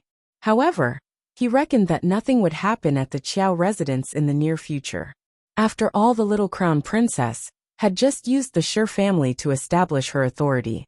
As long as one wasn't a fool, no one would pick a time like this to provoke the little crown princess. The carriage stopped at the entrance of the Qiao residence. A slender figure came out of the carriage, holding the hand of a young maidservant. She slowly walked out of the carriage and raised her head to look at the lintel of the Qiao residence. Bam bam. The servant girl went forward and knocked on the door, but there was no sound of the door opening. She turned back and exchanged a look with the lady. Miss, this family doesn't seem to be home? The lady's eyes flashed. She took a few steps forward and knocked on the door a few more times. Miss, shouldn't we send a visiting card first? Let them know that Miss is coming to the Qiao residence to visit the crown princess, the servant girl said with a frown. Who was her miss? She was a famous god-level alchemist in the 3 continents. She had lowered herself to visit the Qiao residence, but was rejected at the door. Single-clothed Su smiled and patted her hand. Then, she looked up at the Qiao residence's plaque and said with a smile, "We have nothing to do anyway. There's no harm in waiting." When the little girl heard this, she immediately curled her lips in displeasure. "Miss, you really have a good temper. With your status, no matter where you go, they will welcome you with open doors," the little girl muttered. "Only the Qiao family doesn't take you seriously." Shani Su shook her head with a smile. "If we come here abruptly, no one will know. It's fine to wait." Thus, the master and servant got back into the carriage and waited until the evening came. The little girl puffed up her cheeks and said indignantly, "This family is really too much. It's been so long, and even a servant doesn't come out to buy groceries?" Shani Su also felt very strange, so she led the little girl out of the car and knocked on the door of the Qiao residence. This time, they didn't have to wait for long before the door was pulled open. A yawning manservant appeared at the entrance of the Qiao residence. He blinked his dog eyes and looked curiously at the master and servant pair. "Ladies, who are you looking for?" The little girl immediately shouted in dissatisfaction. "Our family's alchemist Sean is here to visit the crown princess." That manservant sized them up again and made a comical, "oh" sound. Then he prepared to close the door. "The crown princess is not seeing guests recently." The little girl was about to explode in anger. She pushed that manservant. "Hey, didn't you hear what I said? Why did you close the door? Why are you pushing people?" the manservant said unhappily.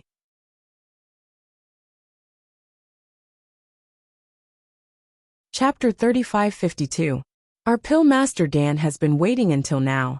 Why aren't you hurrying to inform him? Why are you wasting time with us? The page boy became even more displeased. "Who are you? Do you have a visiting card? I already said that our crown princess is not seeing any guests recently." The little girl's eyes widened angrily, revealing an expression of disbelief. "This is the famous Dan Pill Master in our 3 prefectures. How many people are looking forward to begging our pill master? You actually. She was so angry that she was at a loss for words. However, Shani Su tugged at her sleeve and said to the little girl, "All right, Meilon, don't be angry with this little brother. This little brother. We have an important matter to discuss with your crown princess today. Please inform her." The page boy glanced at her and shook his head, saying, "The crown princess said that she is not seeing any guests recently." After saying that, he slammed the door shut with a bang. Meilon was so angry that she could not help but curse. "Haven't I seen such an arrogant page boy in a rich family? Miss, look at him. He clearly just woke up.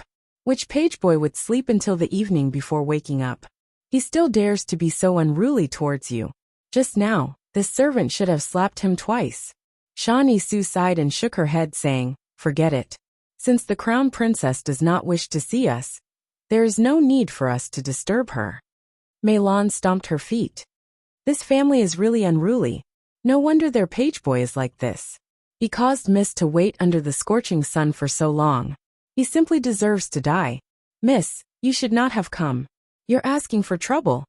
I was thinking that His Highness the Crown Prince's safety was worrying, so I wanted to give some advice to the Crown Princess." Shani Su sighed softly. In Paradise Planet, the venerable Peach Blossom Immortal was sitting on a tree branch with half a pot of wine in hand, swaying back and forth as he watched everything outside. "Hey, why is this show not over yet?" He sighed and poured himself another cup of wine. "What a pity.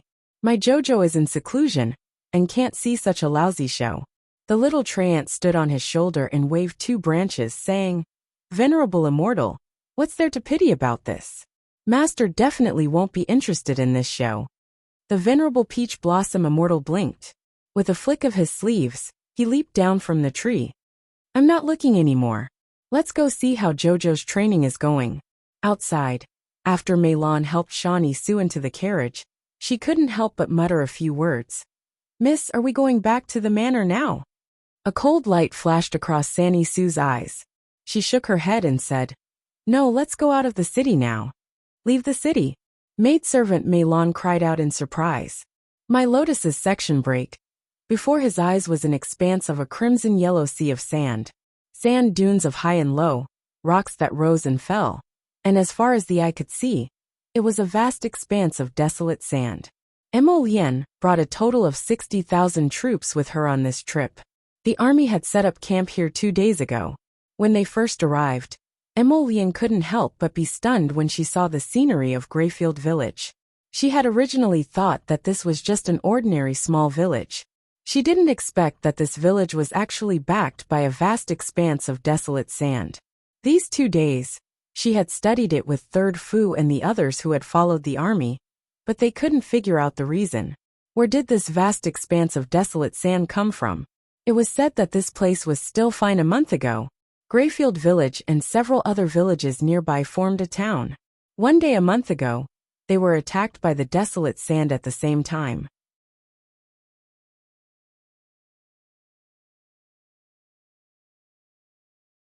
Chapter 3553. Such a large area of sand had only appeared in the Aurora Desert outside Qinghua City. How could this village, which was originally in good condition, be buried by the sand? According to the villagers, the sandstorm came abruptly, and several villages were buried by the sand. The nearby villagers had no choice but to swarm towards Huiping Village. Huiping Village managed to survive because it was on a higher ground. It was said that the sand covered the sky and covered all the nearby villages. It flowed for 2 days and 3 nights before it stopped. However, whether it was the nearby streams or the fields, they were all buried under the barren sand. Just as the villagers of these villages were helplessly preparing to move, many zombies suddenly emerged from the sand and began to crazily claw and bite people. The villagers were not prepared at first, and many of them were hit. Those who were hit gradually changed in the crowd, injuring even more people. Therefore, in these villages, other than a small group of villagers who were smarter and survived, the rest all became zombies. This was something that could not be helped. After all, no one knew that these monsters would breed more monsters. Huiping Village was a small village that could not be found on the map of the Divine Lands. The villagers usually did not care about what was happening outside, and lived their lives peacefully. Who knew that the outside world had already given birth to such a terrifying creature as zombies? The villagers had also slowly learned how to protect themselves during the battle. The remaining 1,000 villagers could be said to be a group of people who were more capable of fighting. A small number of them had even gained special abilities from their misfortune, and they were still adapting to their new abilities. Third Fu opened the curtain and came in. He patted the dust off his body and shook his head. It seems like the wind is blowing again outside. An old-fashioned man standing behind Prince Emo looked out of the tent when he heard that. Your Highness, we can't go on like this. If we can't think of a good countermeasure, and can't kill all the zombies in one blow, our people won't be able to take it if we continue to fight them like this. Not only will our people not be able to take it, we won't be able to keep up with our food. Especially in this kind of broken environment where yellow sand filled the sky. The wind and sand were strong. Eating dust and dirt every day, people would be in a bad mood. You don't have to worry about food and water, Emo Lien said indifferently. Fong Su, none of the people who went to investigate nearby have returned. The man with an old-fashioned face and a very serious expression nodded when he heard this. They are all waiting outside. Your Highness wants to see them now. Emo Lien nodded. Let them in. He needed to know how many undead puppets were hidden in the nearby desert. First, he had to figure out their numbers, and then formulate a plan to deal with them. What Fong Su said was also somewhat reasonable. These damn things, they had to be annihilated in one blow. It was best to end the battle quickly. Your Highness! Your Highness! How dare you? How dare you trespass into the main tent? Who gave you the guts? The guard's angry shout came from outside. No, little brother. I have something to discuss with His Highness. I want to report that bastard Wang Dongping for hiding his sister's zombie. He wants to kill everyone in our village. A sharp cry rang out from outside the tent.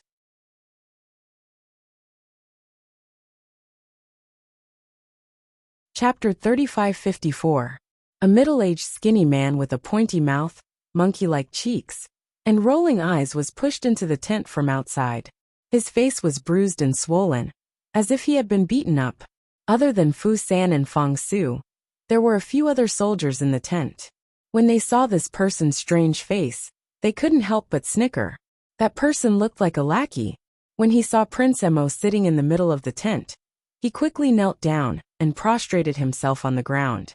He flatteringly said, "This lowly one greets your highness the crown prince. You're making a ruckus in the army. Do you know what punishment you deserve?" Emo Lian's handsome face was cold as he asked in a light voice. That person jumped in fright and quickly raised his head and stammered, Your highness, this lowly one didn't do it on purpose. This lowly one is really angry. That Wang Dongping has bad intentions. He secretly raised his corpse puppet sister in the tent. Your highness, this lowly one is called Wang Sheng. Every word I said is true. I hope your highness can judge clearly.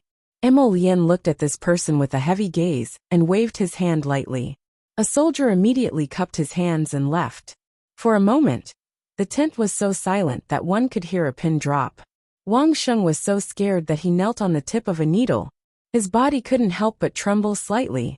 Not long after, Wang Dongping and a short woman were brought in one after another.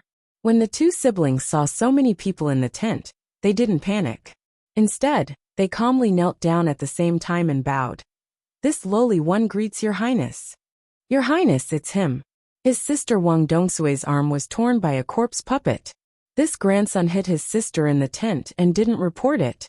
Sooner or later, he will harm all of us. Your highness, it's not like that. I have a way to control the corpse poison in my sister's body. I can guarantee that she won't mutate in the near future. Wang Dongping suddenly raised his head and said in a deep voice, The corpse poison can be controlled, your highness. Bullshit. Wang Sheng was about to refute when Emo Lian coldly interrupted him. Let him continue. Wang Sheng resentfully shut his mouth. Wang Dongping looked up and said, This commoner is an apothecary. After the medicinal efficacy leveled up, I realized that it could help my sister control the corpse poison within her arm. As long as the corpse poison doesn't spread throughout her body and enter her head, my sister will be able to maintain her consciousness and won't undergo corpse transformation. When everyone heard this, they couldn't help but look warily at the Wang siblings. Emo Lian looked at the brother and sister deeply. After a while, she nodded and signaled to the two soldiers standing at the side with her eyes. The two soldiers stepped forward and pulled up Wang Dongsui's sleeves.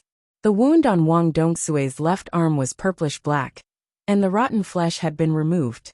Although the wound was difficult to heal, it could be seen that the injury was indeed under control. The surrounding skin was normal. Do you think pharmacists are amazing? Wang Sheng cursed. Pharmacists aren't omnipotent.